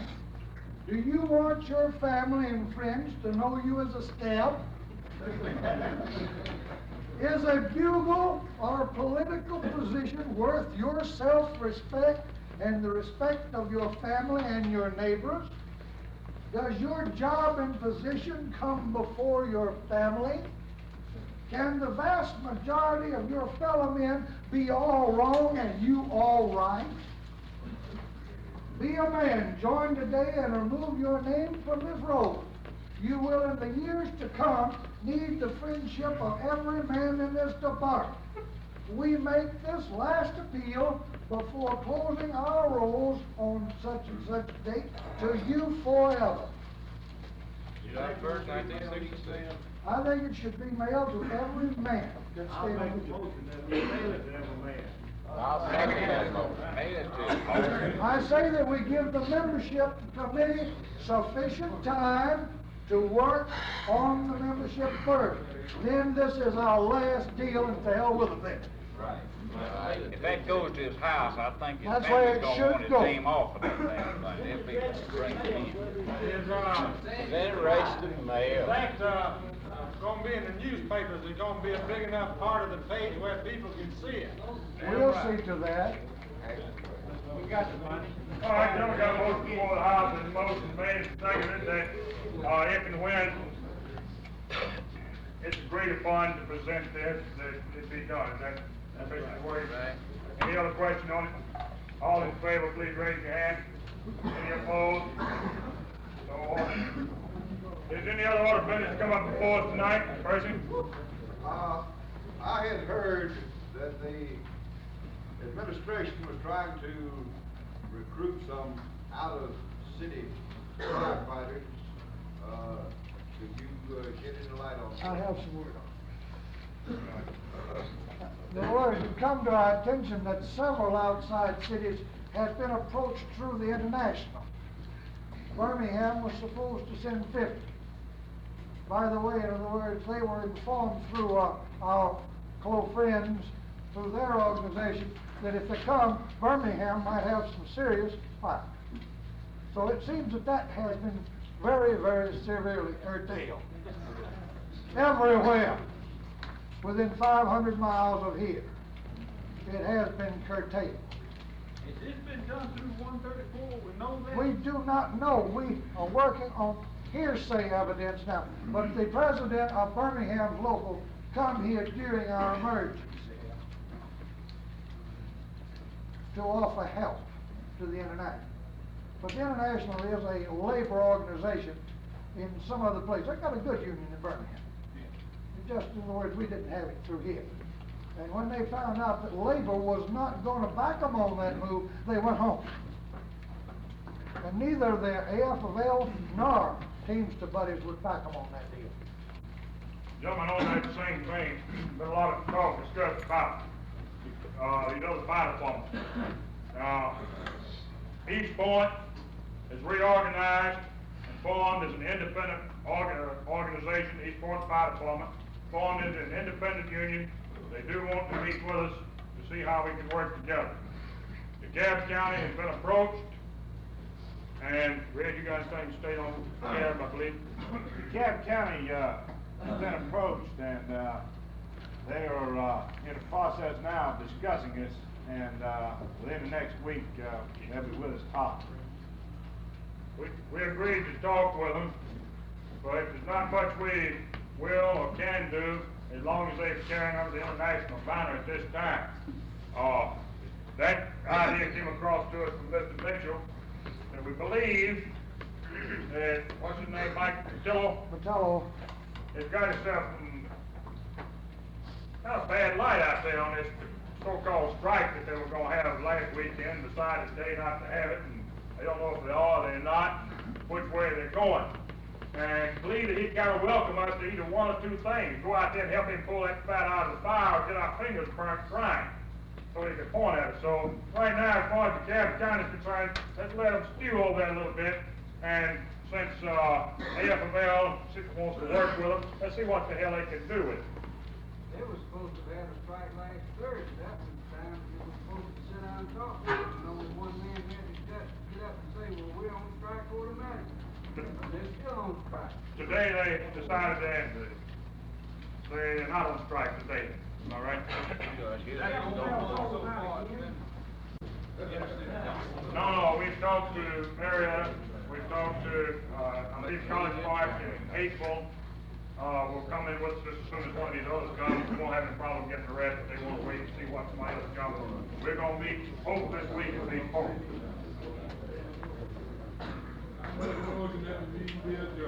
Second. Gentlemen, got a little business coming before the House. If you will, hold it just a minute, Thomas, we're getting close. We've got this little business first. Will you hold your motion just a minute? Incidentally, that commissioner that wouldn't show up out there, this guy Haynes, I understand, is running for re-election in DeKalb County. For all you people that live out that way,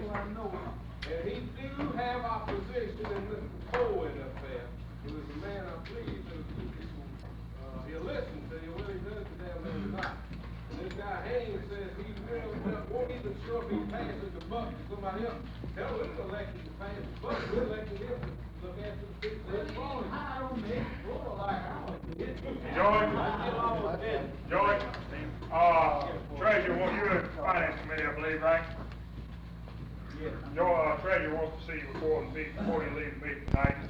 And, now, let's have somebody from number one come up here and get some of these forms. We'll just do it as orderly as we can. Jack, about that letter in our station, I haven't got a chance to talk to our shop steward. We had a letter in our station, said we couldn't. Gentlemen, hold this just a minute. We couldn't discuss union business, and it was supposed to come from the chief of the department.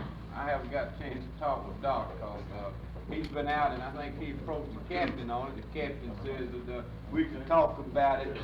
I don't know, I think I let Doc tell you, Doc wanted to talk to him about it.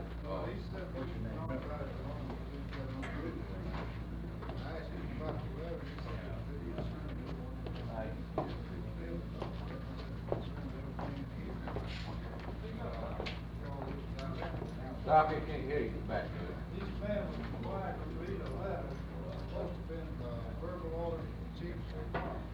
This letter has disappeared from my place. I tried to read it, came back, walked out and signed it. They were posted on the page. It was signed by both our captains. Anybody, yeah, there's probably a station order, I would imagine.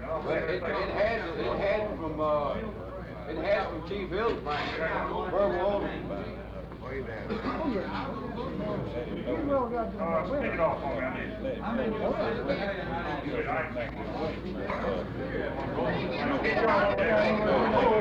right, gentlemen, hold this bit, we're not adjourned yet. All right, who we need? All right, anybody from number two? Two, we got number three. Yes, please. Number fours. Bennett's got to get number fours. Bennett will take care of fours. Bennett's will take them. Number five. Just a minute, let me get these so I can. Gentlemen, meeting not adjourned. Please hold the door just a minute.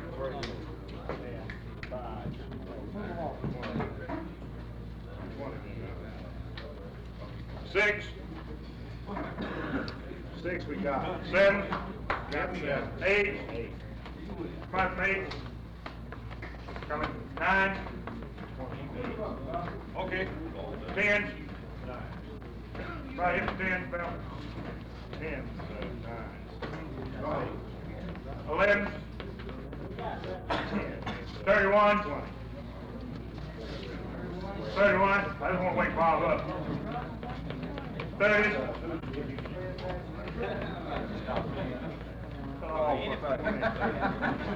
12.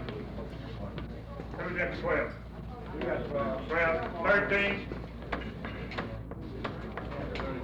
14. 15. 16.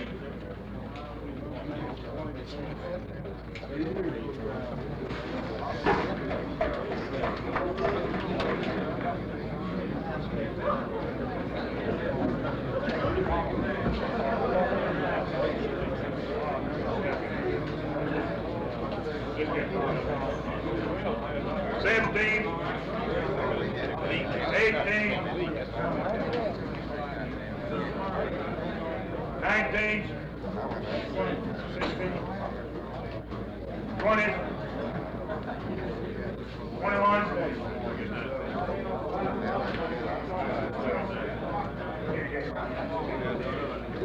22, 23,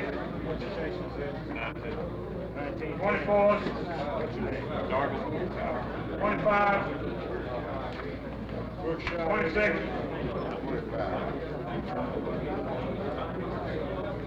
27,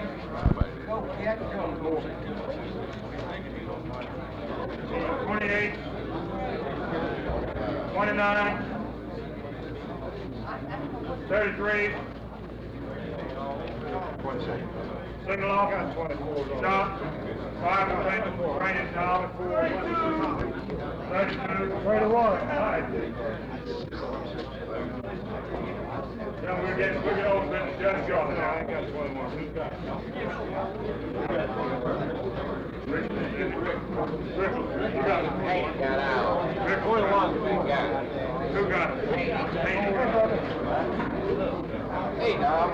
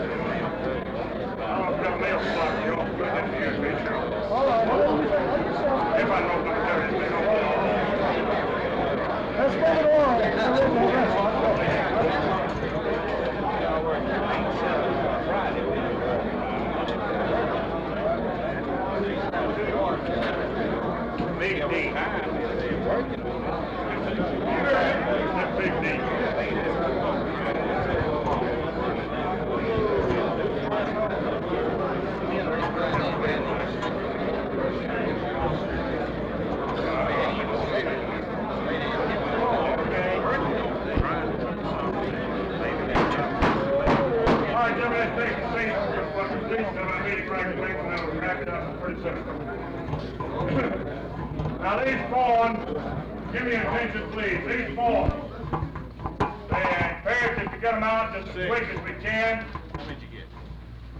Kevin Stein would like to have them on hand with his other information in case we get this mediated at the latter part of this week.